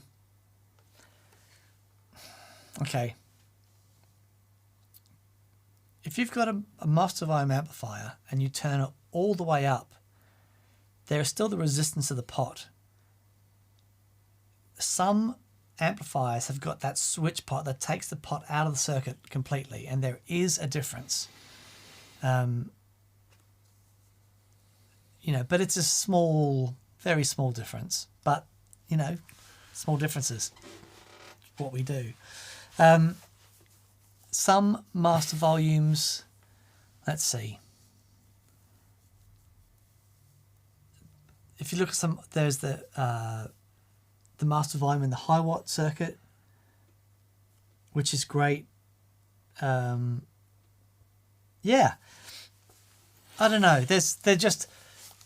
I remember when I had my 76 JMP50. It was the last of the non-master volume Marshalls. It was PCB, really simple amplifier, and I never heard a Marshall after that point sound like it. I heard some nice Marshalls and some nice JMP50s that were master volume, but there was something about that amplifier that whatever I plugged in the front of it, it just took and went. One possible explanation, very prosaically, might be that The problem with non-master volume amps is they have to be too loud to get to that cooking spot. Right. So what do you do when you get your master volume amp? You turn it down a bit. Lo and behold, not so much fun. There you go. That's interesting. Could be that. Could be as simply boring as that. Yeah. Is you don't have it as loud. More likely, moving through the likelihood spectrum of explanations, the temptation on a gainy master volume amp is to run the preamp a bit hotter than you might otherwise want to. Right. Because you get the overdrive and it's great, isn't it? Yeah. But then it all sounds weedy downstream because the power section isn't open. Remember that the controls on amps are reductive. They take away in most cases. So if you've got everything flowing through that amp at patent pending, it's just happening. It's breathing. Yeah. It's nice. Everything's doing what it should be doing. You stick a load of pots in and start turning stuff down. You've got to be really careful about how you design that. Otherwise, it just sounds small and weedy. Yeah. Yeah. And that's my experience of master volume amps. They tend to sound smaller and weedier than non-master volume amps. Even though my favourite amp in the whole world ever is a master volume amp. Yeah. That does not sound small and weedy. Yeah. So you can't lump them all in together. No. They're all different. I guess the acid test might be get two amps that are similar and just find where that sweet spot is. Turn the master volume up to 10 and then dial in the gain to suit. Yep. And it might not be 10, it might be 7. It might be 3. There's going to be a sweet spot there. Don't assume. That's the other thing with master volume amps. I think there can be assumption among people that, you dial in your tone down this end using the EQ and the gain, and then the master volume simply affects the volume. Yeah. It's just not the case. It's as effective tone dynamics, harmonic control as any other control on that amp. Absolutely. So, might be to do with expectation as it is actual experience. Yeah. Again, my other favourite amps of all time were all the boogies I used for years, always master volume amps. Right. So, don't know. Yeah. Don't know. We can discuss it at length, Paul, when you come here for Experience Day. There you go. Buy a few pints on me, says Scott Gaylor. Oh, thanks, Scott. I went out for Sunday lunch yesterday. Was it lovely? Haven't done it in years. Yeah, but you were in Cornwall. In Cornwall, I was not driving. I had a pint and a glass of wine, not of beer. At the beach. Of cider. With my giants, one of the best Sunday lunches I have ever had, at a pub called the Fennygook Arms, which was some famous smuggler. Fennygook. Fen, maybe his name was, and then it became Fenny, and then Gook means something else. Anyway, it was spectacularly good. Nice. Yeah. Very nice. Anyway, I was just saying, had a couple of drinks, it was very nice. So, Scott, thank you. I enjoyed mine yesterday. Very good.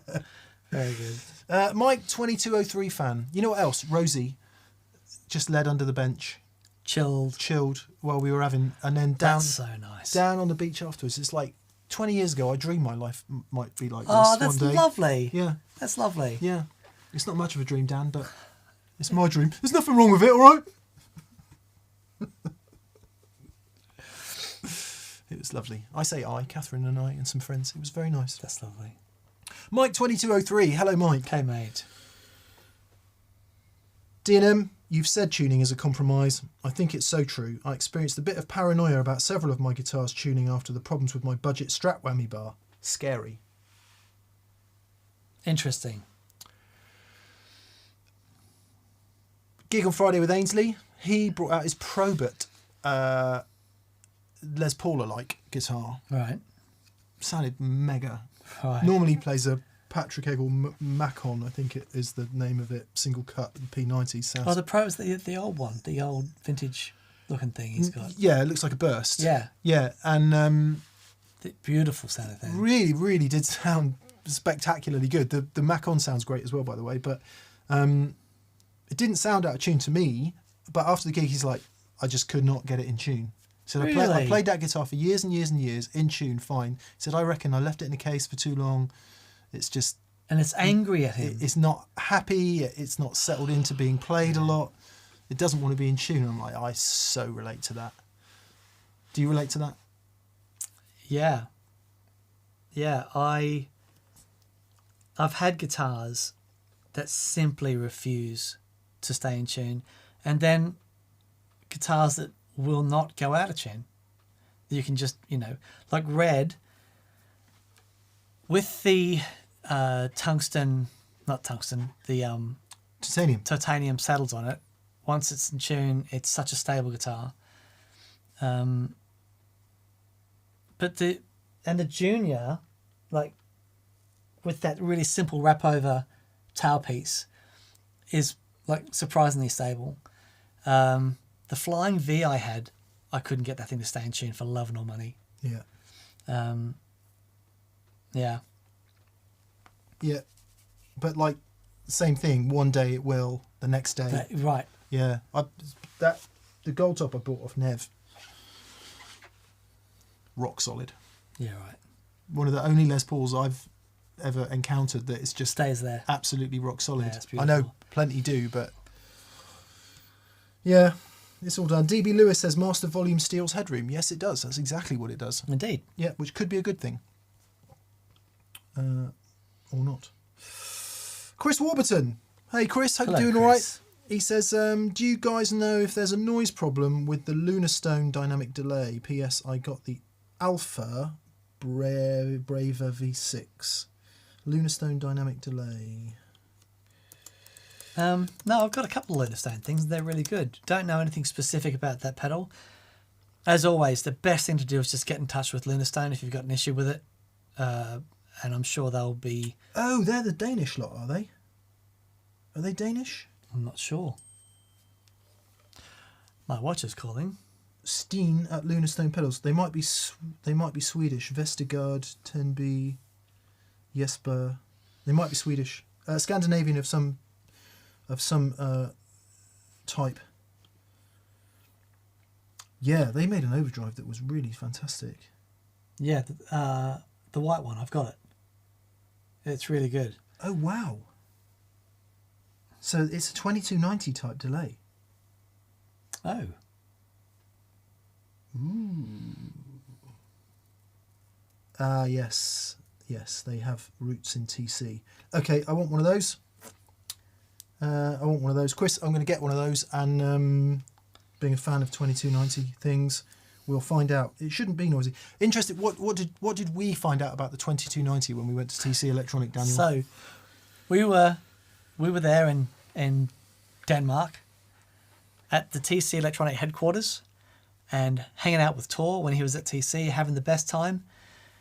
And Tor says, I want to introduce you to someone. This is, I should remember his name, but I can't. And there's a really handsome, mature gentleman. And Tor says, this is the guy that designed the 2290. And we were like, oh my God! We're not worthy. And I said to him, as part of the general conversation, why does that thing sound so good? He said, simple, it's analog. Like, what? He says, yeah, all the circuitry is analog. It's digitally controlled, but all the delay is analog. We're like, no! It was just wonderful. Yeah. Yeah, we don't know specifically, Chris, about the Lunar Stone. I mean, it shouldn't be overly noisy. It's a digital delay by the sounds of things, so it shouldn't be overly noisy. Yeah. Check your power. Make sure you've got enough just make voltage to it and enough current being delivered to it. And it's nicely isolated. What can happen with digital pedals if they're not isolated properly is they can pick up noise elsewhere. So you think it's the digital pedal causing the problem, but it could actually be your overdrive or something else. A good check is to, if you've got other pedals around it, just put them in. If they're true bypass, put them in true bypass, and then start unplugging the power from them. If that's not an option, just power the pedal up by itself. Guitar into the pedal, out of that into the amplifier, and see if you still have the same noise issues. And then process of elimination, start adding things in, and you might find where the culprit is. Groovy. Yep. Unseen Librarian. Love what you guys do. Mick, we spoke briefly at Ainsley's Tivoli gig, my first gig since COVID. Just want to say it was a great gig and thanks for saying hi. It was nice to meet you. It was good to be out. Yeah. Yeah, really nice to be out. Nice room there at the Tivoli in Wimborne. Are you doing some more? Nothing in the book. Okay. Nothing planned as such, but... Well, let's book a TPS gig and I'll just get Ainsley to play all my parts. We should book some TPS gigs. Let's do it. Okay. Let's just book some. All right. Because I said this before, and apologies if I'm repeating myself. In the time running up to COVID, and obviously during COVID, my live playing has fallen off a cliff. Yeah. And Dan's has too. Non-existent for me. I've been lucky enough to just have a couple things in the book just recently, even if it's a pub gig or whatever. And I've vowed I'm always going to have a gig in the book. All right. Always. Let's do it. Always. Where are we now? September. Let's get gigs in the diary for November, December. Yeah. Thursdays and Fridays. Can't do Saturdays, but can do Thursdays and Fridays. We could probably do that. And the only reason we can't do Saturdays is because Doug's got every Saturday now booked up until bloody drummers. Yeah. Anyway, yeah, but let's do it. Guitar Guy 88. Hi fellas, I've got a Fender Custom Shop Tweed 57 Twin. Yes, you have. Come on. For my Strat and Telly. For wet dry, what amp would you pair with it? Any other wet dry tips? First off, we've done a lot of videos on wet dry, or we've done a good handful of wet dry videos, and the tips in those are invaluable, not least quite a few diagrams and things like that. Also, because you know, we say wet dry, but you've got so many options, and it all depends on how you run the amplifier. To start with, if you find an amplifier that has a similar amount of headroom to that amp, if you're new to wet dry, start there. An amplifier that's got a similar amount of headroom doesn't necessarily have to be the same amplifier, but it can be. But something that's similar, so that when you run your gain stages, you're not getting a major disparity in limiting from one amp to the next. Yeah. Now, that is another way that you can do it. In fact, that's how I do it, and I love doing it like that. But if you really love the sound of that amplifier, and you should because they're amazing. My God, they're amazing. If you've got one with similar amount of headroom, then limiting from gain stages will be similar, and then you can run, delays in one and reverbs in the other, blah blah blah. Yeah. If you do have just any other amp kicking around, yeah, start there. Yep. Because it doesn't matter what it is. I mean, Boss Microcube. To a point, it doesn't matter what it is. You probably want a sensible speaker, something bigger than a 10 or bigger, probably. But no reason why you couldn't try it with anything. But if you've got that old amp that you used to use still kicking around because you never got around to selling it, start there. Yeah. And see if you like it. See if you like the sort of effect it gives. You'll be amazed. Even a fairly, what should we say, less spectacular amp than that 57 Twin is going to really work wet dry. So try that. And then after that, what he said, that also depends on how you run it. So if you run it attenuated flat out and it's overdriving heavily the whole time, then you'd need to be doing that with the other amp. If you use it just on the edge of breakup, pretty much anything will work. Yeah. It's what's so beautiful about that way of doing it is that pretty much anything will work. And it's a wonderful way of developing a sound that you connect with and that might be a little bit left of other things that you've heard. One of the great misconceptions about wet dry is that it's stereo. I mean, by its very nature, there are different things coming out of the two amps, therefore it is in some way stereo. But if you think of the two amps making one homogeneous whole rather than doing two sides of something, in that respect, if you've got your eyes on another amp that's, you think, I've always been interested in one of those, and for other instances where I'm only using one amp, I could use that instead. Get that. Yeah. So for example, 57 Tweed Twin, absolutely classic Tweed guitar tone, pretty loud, pretty aggressive. Something like a deluxe reverb would be easier to live with. You can run it a bit quieter. It's got the lovely reverb and trem.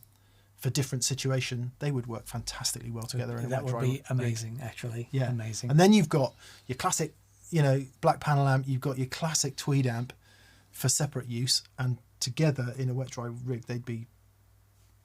Yeah, I used to run my old Pro Reverb with the AC30, and man,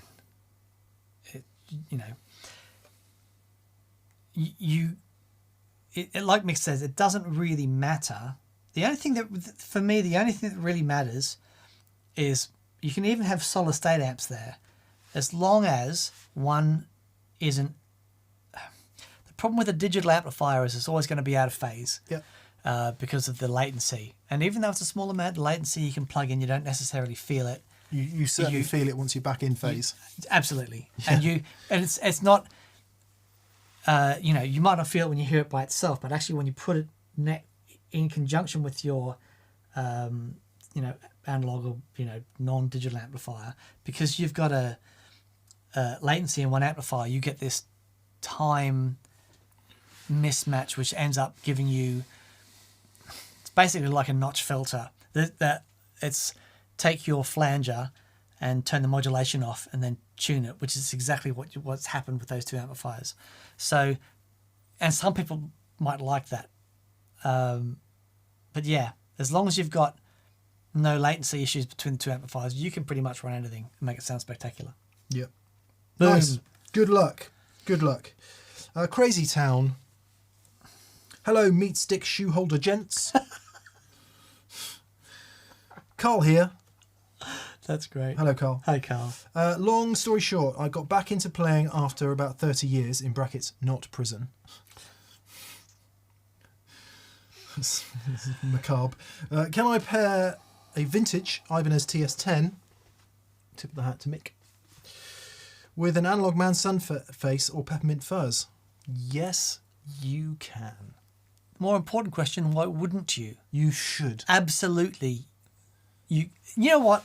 The Analog Man Peppermint Fuzz, I had one, and I was doing a gig rig, and I was giving away some things of mine, and I hadn't used it for a while. I thought, you know what, I'm going to give this away because it's really cool. And before I gave it away, I did a little video, plugged it in to show the guy, and I'm like, oh my God, why am I giving this guy this pedal? It's so awesome. So I'm going to have to get another one. Yeah, Peppermint Fuzz, Analog Man. Let's do really, that. Let's really order wonderful. one. Yeah, let's get one. We'll just order one. Yeah. Because lots of people talk about them. I remember hearing it when we were at Mike's.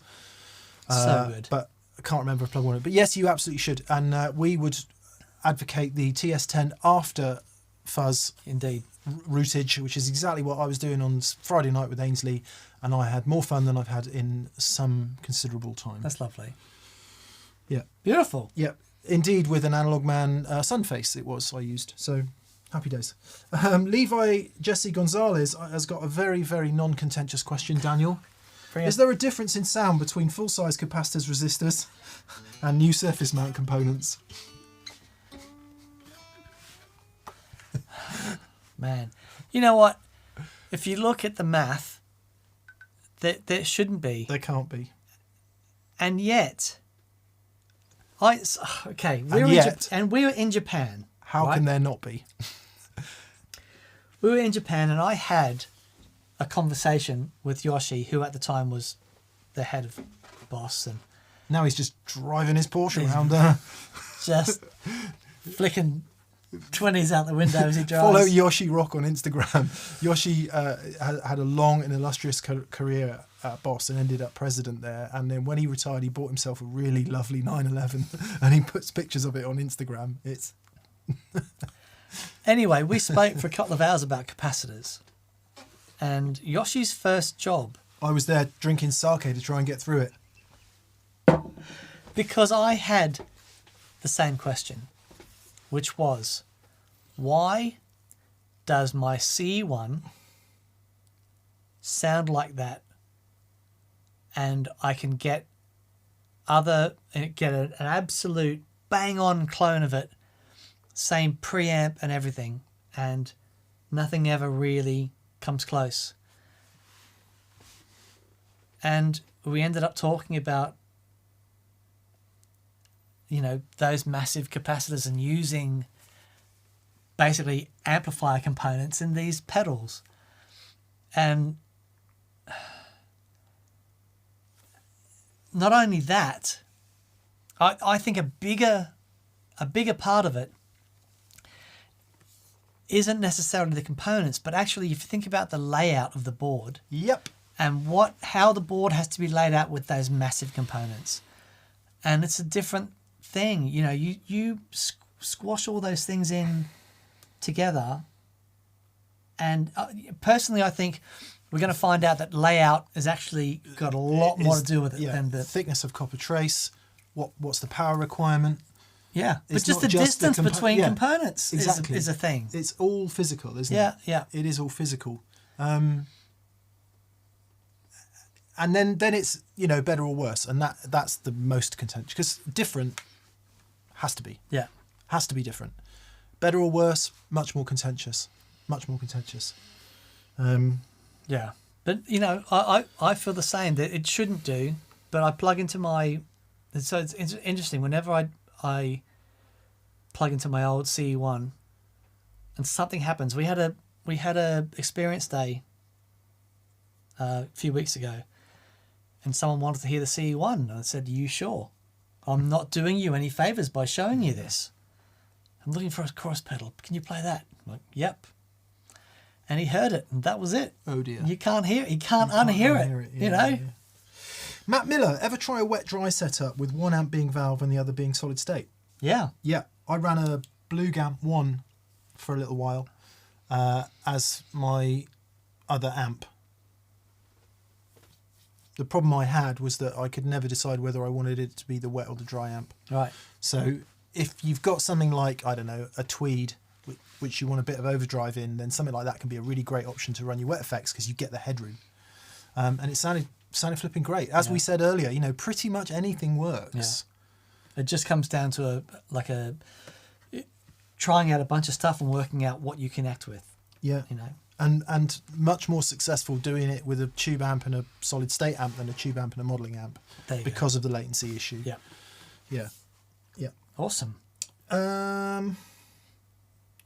Mojo, by the way, I took your advice and got an old Epiphone Dot and loaded it with a set of Lola Imperials. It sounds glorious. Nice. Well done, mate. That's awesome. I'm really looking forward to doing my 335. Played the Leicester at the gig on Friday, and we were sound checking, and I just played a chord, and he's like, "How do you get a Les Paul to sound like that?" Wow. Because it's so bright and clear. Yeah. And I had a quick, I can't wait till my 335 can do this. Awesome. Yeah. Good on you, Mojo. Hope you're enjoying that. Speaking of Les Pauls, Mark Stowe from OX4 Pickups is on. Hello, Mark. And his pickups are in my Leicester and have been forever since I bought, those were in there when I bought that off Paul Stacey. And I did try a bunch of other pickups and it's like, no, those are the pickups for that guitar. They sound unreal. Nice. Yes, nice to hear from you again, Mark. Lovely. Zach Sandoval has the question of the day. Sausage or bacon? Oh, bacon. You don't know what's in a sausage. Depends on the sausage, I've got to say. Yeah. Yeah. It's because the sausage is too broad. Yeah. We were in Germany and had some flippin' amazing sausage in Germany. Yeah. No, it depends on... So, years a nice ago... high meat percentage banger I think I would go with over bacon. But those things you get if you go into a greasy spoon, I know greasy spoons don't exist in all of the world. They still just about exist in the UK. And you get one of those sausages where you're not sure if it's meat or bread. Sure. That. See, we didn't... In Australia, sausages weren't a big thing like they are here. Aren't they called snacks there? Yeah. But I remember... So years and years ago, we went to an old friend of my wife's and he has a farm. And on his farm, they make a world-famous sausage called the Tudgy sausage from Tudgy's farm, right? His name is Simon Tudgy. Hang on, where's this in Australia? No, this is in the UK. And he's called Tudgy? That sounds so Australian. No, Tudgy. Anyway, and he supplies like Gordon Ramsay's restaurants and stuff for these. There's this very specific pig they breed to make the sausages. Boutique sausage. And anyway, he gifted everyone a bag of these sausages before we left. And I've never had a sausage like them. You liked it? Oh my goodness, it was ridiculous. Yeah. Sausages are definitely a bigger thing. Yeah. They might be massive in Australia now, but there's sausages here really can be lovely. It's part of the vernacular, isn't it? Indeed. We call them bangers here. Sometimes you have bangers and mash, which is a whole other thing. I think good sausage. A nice German Wurst would be my choice. Right. Yeah. Lovely. Yeah. Censura that sausage show. Josh got tone sausage. Brilliant. We managed to neatly sidestep loads of penis jokes there as well, Dan. We did. Yeah. Rhino Jam. It's new 2 Rock week. That's a good week.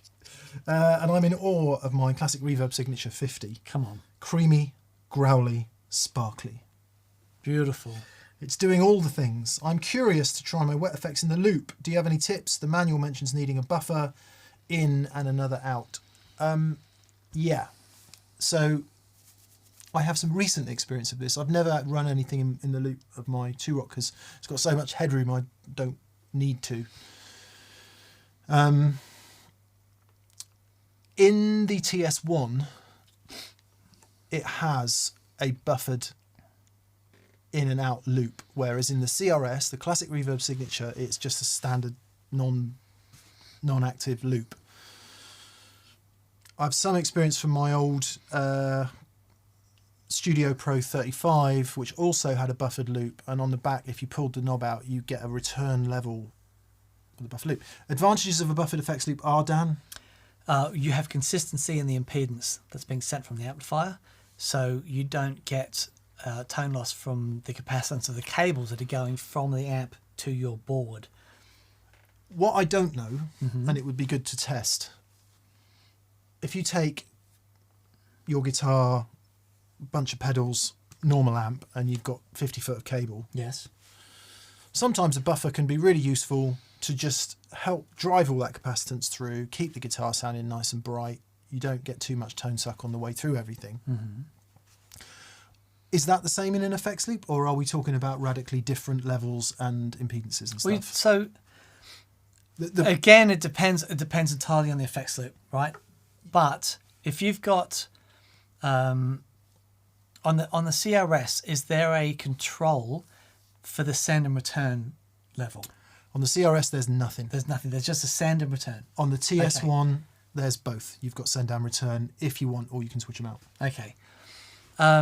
So if you remember that the signal from the preamp on your amplifier is only designed to go from the preamp to the power amp, it doesn't have to be super low impedance to do that.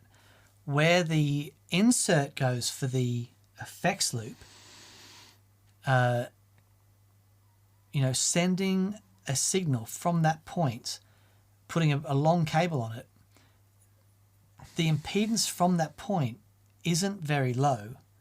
It can actually be quite high, and therefore you can get, those long cable runs will have an effect. So yes, so it ends up sounding dull. Exactly. Now, if you imagine, if you've got a buffer from the amp that goes out to the pedal, that can solve all those problems. But if imagine this, you've got a couple of true bypass pedals that you have in the loop, and they're at your feet. With those off, you not only have the capacitance from the cable to the pedal, but then you have the capacitance from the cable back to the amp. Yeah. So you don't, and when you turn on a pedal, then you halve that capacitance. Yes, because it's not parallel loop; it's a series. Everything is going through that, and you don't have any consistency in the impedance. So it can be helpful, but then you have to try it because sometimes it can sound great, and sometimes you turn it on and go, not into this. You need to remember that the signal, preamp signal, is not line level signal. It depends on where you've got your preamp set. That voltage is going to take, not just for the buffer, right? The buffer, if you've got a buffer for that, it needs to be able to handle that preamp level. It's why Friedman amps and Dave Friedman designs his effects loop at instrument level. A low impedance instrument level send and return. So that you don't get that tone suck, but then you can hit your delay and reverb and know they're only seeing an instrument level and they're not going to crap out. I remember recording with my Lazy J has got a preamp send on it. And I thought, oh, this is great. I'll crank the amp up and I'll put it through a flanger. No way. I was hitting the flanger with so much volts that it was just crapping out. So, there's a lot of different parts in that equation. Yeah, so in your original question is about running your wet effects in the loop. That's a good place to start, especially if they're sort of more modern digital type effects, because they won't have too much trouble with the level at all. If you try and stick an analog delay or, like Dan was saying, an old flanger in there, it's going to struggle more. Yeah. My actual experience from the CRS is that I haven't really done anything in the loop because it's too much complication for an amp that's got such headroom. In the TS1 it's different. So in the TS1, it is a Dumble style amp and I run it with overdrive. Therefore, running time-based effects into the front doesn't really work. Therefore, I use the loop. Now, in that, it has a buffered send and return. Mm-hmm. I do not like the sound of the buffered send. It's like everything I don't like about buffers on pedal boards. It's like, don't want that. Explain this to me then. Riddle me this. I don't want it buffered on the send. You don't want to buffer it on the send from the amp? Yeah, I really like it on the return. So you like the buffer, turning on the buffer on the return of the amp. Okay, so... Because that won't affect... No, it won't affect any of that capacitance. But what it will do, if you've... Okay, so imagine this. The send, where the effects return, the effects, where that insert point is low impedance. But where that comes back in, it's not low impedance there either. It's high impedance. So if you then change that to a lower impedance, then that capacitance in the cable run is going to have less effect, not no effect, but less effect, because you're changing the input impedance from not necessarily a really high input impedance, but not necessarily a lower input impedance, but not very high. Yeah, you are changing that from, let's say, a medium input impedance to a high input impedance. Therefore, you're going to have less of the capacitance effect from the cable that's in the loop. Interesting. Okay, so the way forward for you is, if you've got something that's always on, that will be buffered. And therefore, you shouldn't have a problem. So if your reverb or your delay is always on... Yeah, but it'll be buffered at the point where it's on. Yeah. You've still got the capacitance from the send. So the thing to listen for is if you have, let's say, a true bypass delay pedal. Our free the tone delay pedals have quite the buffer. It's wonderful. And with it off, it sounds one way. With it on, sparkly back again. There we are. So if you've always got that on, you might not need an additional buffer. And if you switch the thing on and off and it is true bypass, you'll hear clearly whether you want an additional buffer without it on. And then get your buffer, try it on the send, try it on the return, and go with the one you like the sound of the best. It is maddening. Yeah. Yes, and so Gordon brings up a good point. Gordon Rankin says some sends are low, others are off a pot. So yes, the other thing is, the impedance can change depending on where the pot is set. Yeah. So it's, yeah. Yeah. So try the pedals that you've got on and off. you'll hear the effect of the buffer that's in them. If you like the sound of the pedal on, but you don't want it on, because you don't want delay or reverb or whatever it is, you will need to add an additional buffer. That could be a standalone buffer, could be another always on pedal, Unity Boost or something like that. Yeah. Yeah. Yeah, good Cool. luck. There you go. Good luck, mate. Try stuff. Try stuff, enjoy it. Neil Sewell. Hello, Neil. Hey, Neil. No question this week, just to say I put some Gold Lion KT66s in my Marshall SV20 at the weekend, and the tone is sublime. I bet. Highly recommended. How lovely. Nice. Is Gold Lion one of those brands that Mike Matthews controls now? Or Wouldn't surprise me. yeah, I don't know. Nice. Presumably you have to rebias it, or it's got bias pots on it. I don't know. On the SV20. You would, yeah. Don't know. SV20. Nice though. Always nice to hear when people are happy. Shaft Johnson. Hello, Shaft. Recently picked up a 2013 American Vintage 65 Strat. I'm looking to upgrade on the pickups. Some input about zinc plated steel base plates on Strat pickups. What are your thoughts? Okay, first off, that run of American Vintage 2012 to whenever they changed them, 2017, 2018, in my humble opinion, best American Vintage reissues they ever did. Transit Van is one such of those guitars. It's a 59. I keep forgetting we've still got Transit Van. Good why? Because they made the finishes really thin. They were fastidious about shapes of things. They went to town on the pickups and the hardware. 65, right, if it's correct, should have plain enamel wound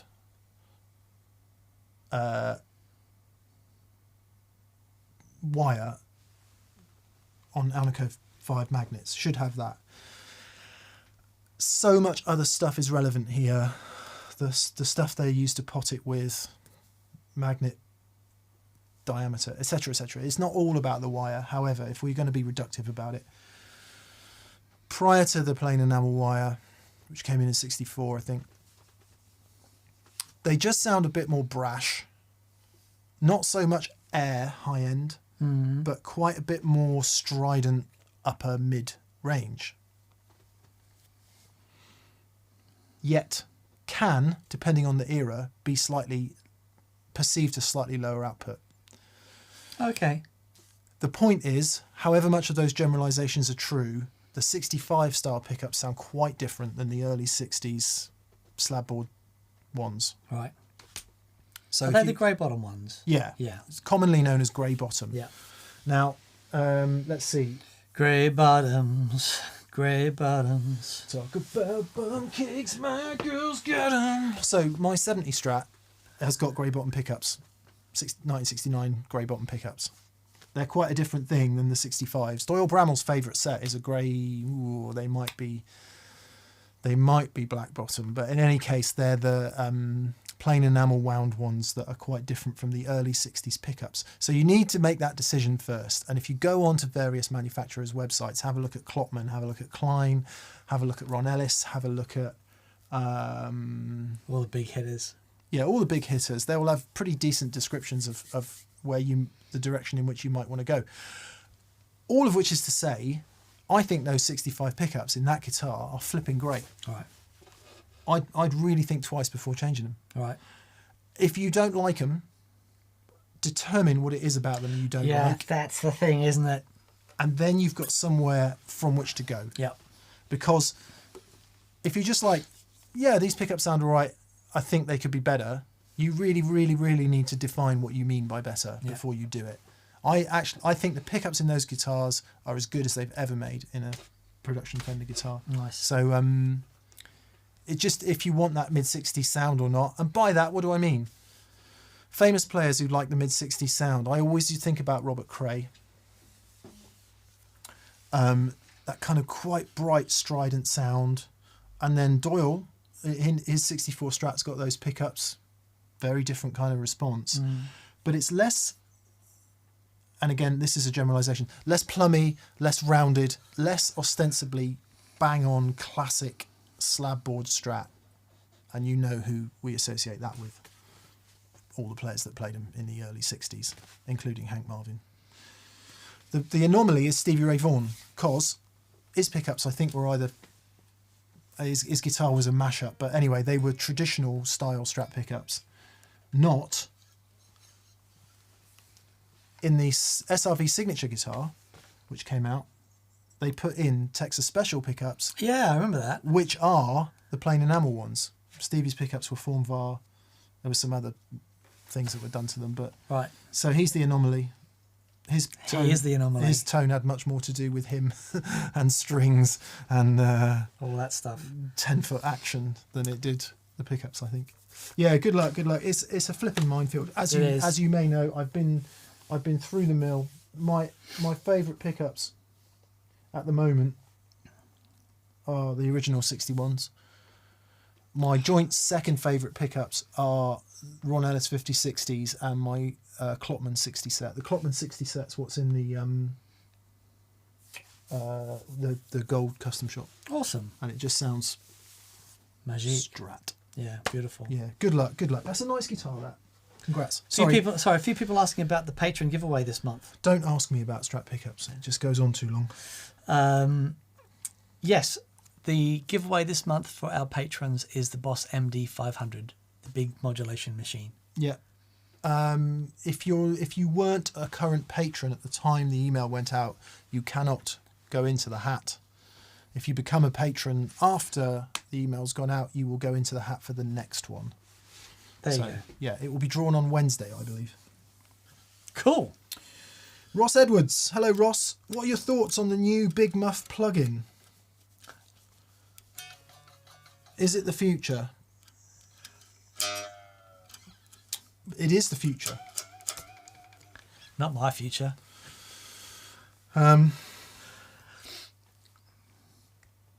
It's cool if it's a plugin that you want to plug in and do stuff with the plugin.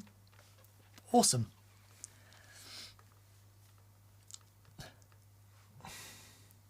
I'm not there. Yeah, collective shrugging of shoulders on this end of the camera, I'm afraid. It is the future. Well, it's a part of the future. It's not that. That technology is amazing. Yeah. No one said the future is good, Dan. No, the technology is great. It doesn't mean that Mike Matthews is going to stop making big muffs. You know. I didn't even know there was a Big Muff plugin. Yeah. I mean, there's plenty of what do they call it? Pi fuzz and things like that. Yeah. Yeah. I mean, of all the things you can do digitally, fuzz has just got to be low down the list, doesn't it? Because it's all dependent on impedances and transistors and... Yeah, but that's not what they're doing it for. You can do really great delays and reverbs and things because you can only do some of that stuff digitally. Yeah. Yeah. Sorry, but it's all good. I cut across you. That's not why are they doing it then? They're just doing it so they can put some, I don't know, fuzz on drums and some post guitars. It's great. It doesn't stop. You'd have laughed at me this week. I was doing some audio this week and I've got a trail of cables coming out the back of the audio interface into various analog preamps, reverbs, compressors, all of which is available as plugins. But we know that stuff sounds better. And it's like I'd rather have all the mess and it take 2 days longer. Every great studio and every great engineer and producer that I've ever been in the studio with, there's a reason they've got all that hardware. Racks full of hundreds of thousands of pounds worth of hardware. It's not a... Yeah, there's a reason for it. Basically, I was a bit unhappy with the drum sound on the Joey session. Right, so you put the Big Muff plugin on? No, I didn't. I ran it through a couple pre's and a bus compressor, but I also used the room reverb in the CXM for the overheads. Seriously? For the overheads. Oh man! See if you can notice. All right. You pleased? Improved. Yeah, it's like that thing. If you listen to a mix too long, it all Yeah, goes yeah, it all sure, goes sure. wrong. So it's good enough now. Okay. Well done. Yeah, yeah. I think they sound better. I think the drums sound a bit better. But Yep. Cool. anyway, and of course, then you have the bias. You have the whatever it is, effort bias, because it's taken you so long to do and it involves so many cables. You think it sounds better. I'm well aware of that. Chris Groom, finally. Hey, Chris. Chris, once again, thank you for your continued generosity, man. It's, as for everyone who super chats, we really appreciate it and we're super grateful. So thank you. Chris, hi Mick, hi Dan. New amp day. I managed to pick up a Marshall GATM 1H offset. I don't know that one. They did a bunch of 1 watt versions to celebrate one of the anniversaries of the classic amps. That's different to the one that Lee did with Marshall.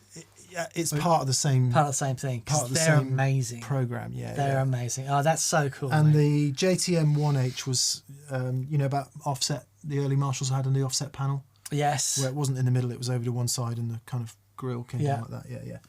Grill, the bit of wood came down like that. He says it's got no effect loop. What reverb would sound good through the front end when pushed? All the best from Chris. That is a very interesting, very specific application. So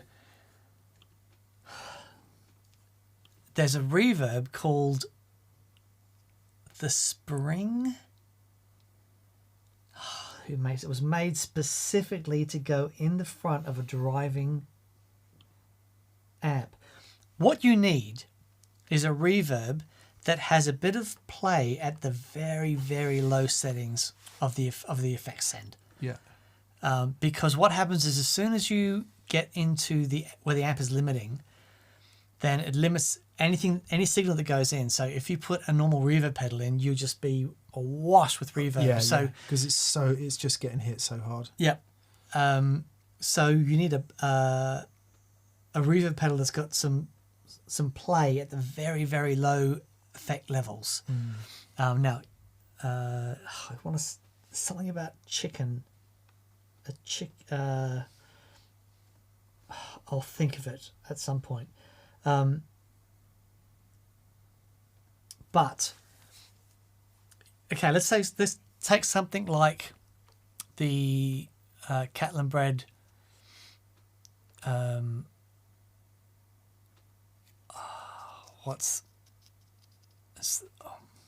Flippin' heck, what's it called? The Catlin Bread spring reverb. Oh, I don't know.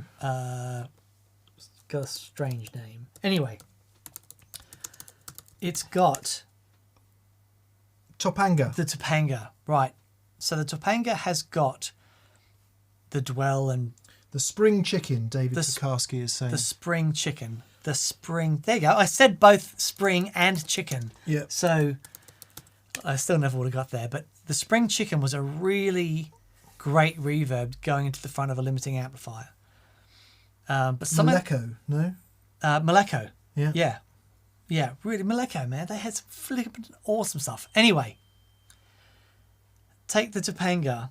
You've got your controls for dwell and that, but you've also got the tone control, which is really handy going into a limiting amplifier, and then of course your level control.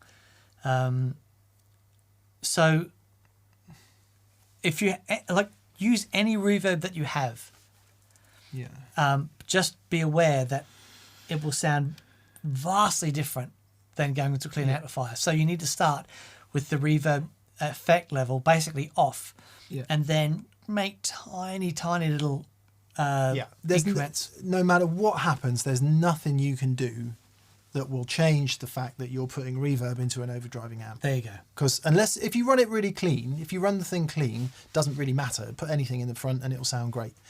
If it's starting to overdrive, you get that crashy, junky reverb sound, which is great in certain genre of music, but you might not want. I'm going to suggest a different approach.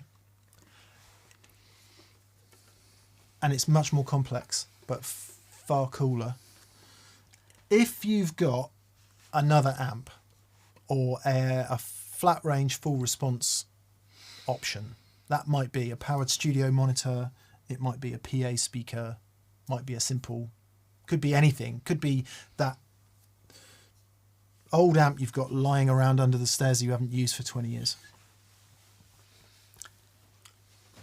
Find a way of intercepting the connection between the speaker output and the speaker. It's probably hardwired, so you might need to monkey around with it. Find a box that will sit in between that, such as, I don't know what, Torpedo X. Power station. Yeah. Yep.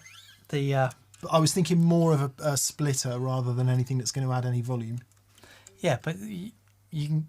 I guess the point with the power station is you can use all the amps, overdrive and stuff, and then put your effects post that and use that. Oh, I see. Yeah. So actually use, okay. So the other way is to use something like who makes it? Fryette Power Station. Yep. Put that in between and run the effects in that loop. I wonder if the Iron Man 2 can do that as well.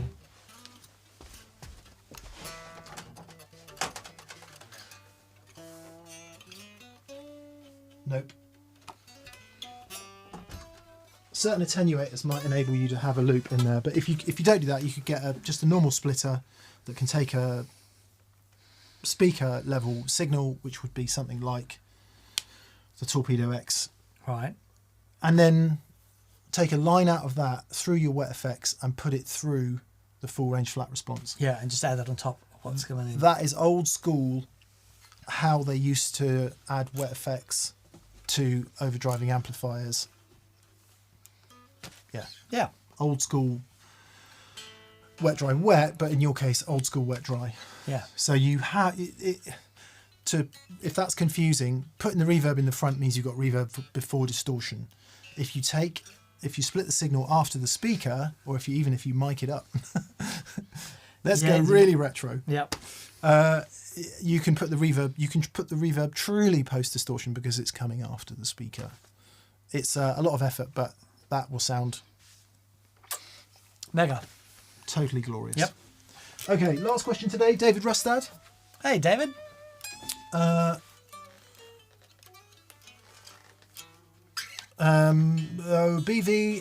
BV has two things to say, one of which is extremely interesting, the other is unbelievably interesting. The first one, BV, thank you. Can we announce again what the pedal giveaway for patrons is one more time, please? Yes. It's the Boss MD200, but if you haven't had the email, MD500, if you haven't had the email, you can't enter. So you had to have been a patron at the time the email went out. So please, please, please check your spam folder. The next one will be announced next week. So if you've become a patron after that email was sent, you'll be eligible for the next one. Beautiful. Also, BV says the Fripp sound in Hero, Yes. it wasn't an EBO. Wasn't an EBO. They marked the spot in the studio where he got all the feedback. sustain. There you go. There you go. Yep. So it is just straight feedback. Interesting. Thank you, BV. Thank you for that. Finally, then, David Rustad says the Boogie Fillmore 25 is killer, Yeah. and for the money, you can get them at good prices used. Apparently, it's widely underrated. Nice alternative. Certainly a worthy peer of your deluxe reverbs and Tone King Imperials. Yeah. Oh, so pleased that Boogie did that app. Such a nice. I need to reappraise it. I didn't bond with it when I tried one. Oh, okay. But I think I was in a terrible mood.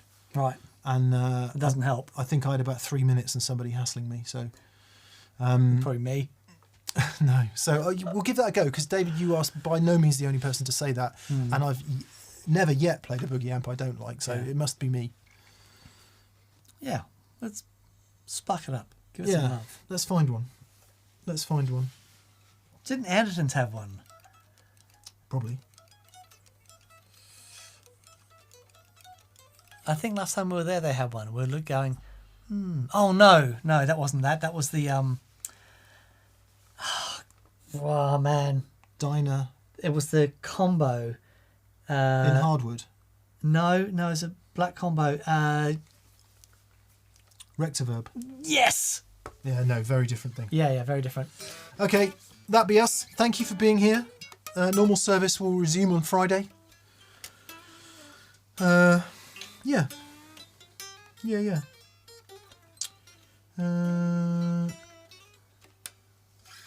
Yeah. Good. Thanks for the giveaway clarification, says Brian Barrett. There you go. The Boss Tube Amp Expander has a very beautiful effects loop that allows you to pad and change the EQ in the loop. Works great with my BM Fillmore. Yes. I wonder if that's MB Fillmore. Anyway, yeah, so those devices. Dustin Thiessen says, just get the sound guy to put the reverb on. Right, sound guy, when I do the solo, what I want you to do is I want you to lift it up, but I want you to put a bit of left and right with this delay at a certain tempo. Not too much. And then send over through back to the monitors. Then once the second half of the solo, they're going to change. I want you to add a little bit of chorus on one side. Yeah, I got that. You go up there and play Sunshine. And, Yeah. I'll be snuffling for truffles while I sleep. Thanks, y'all. Have a good week. Thanks for being here.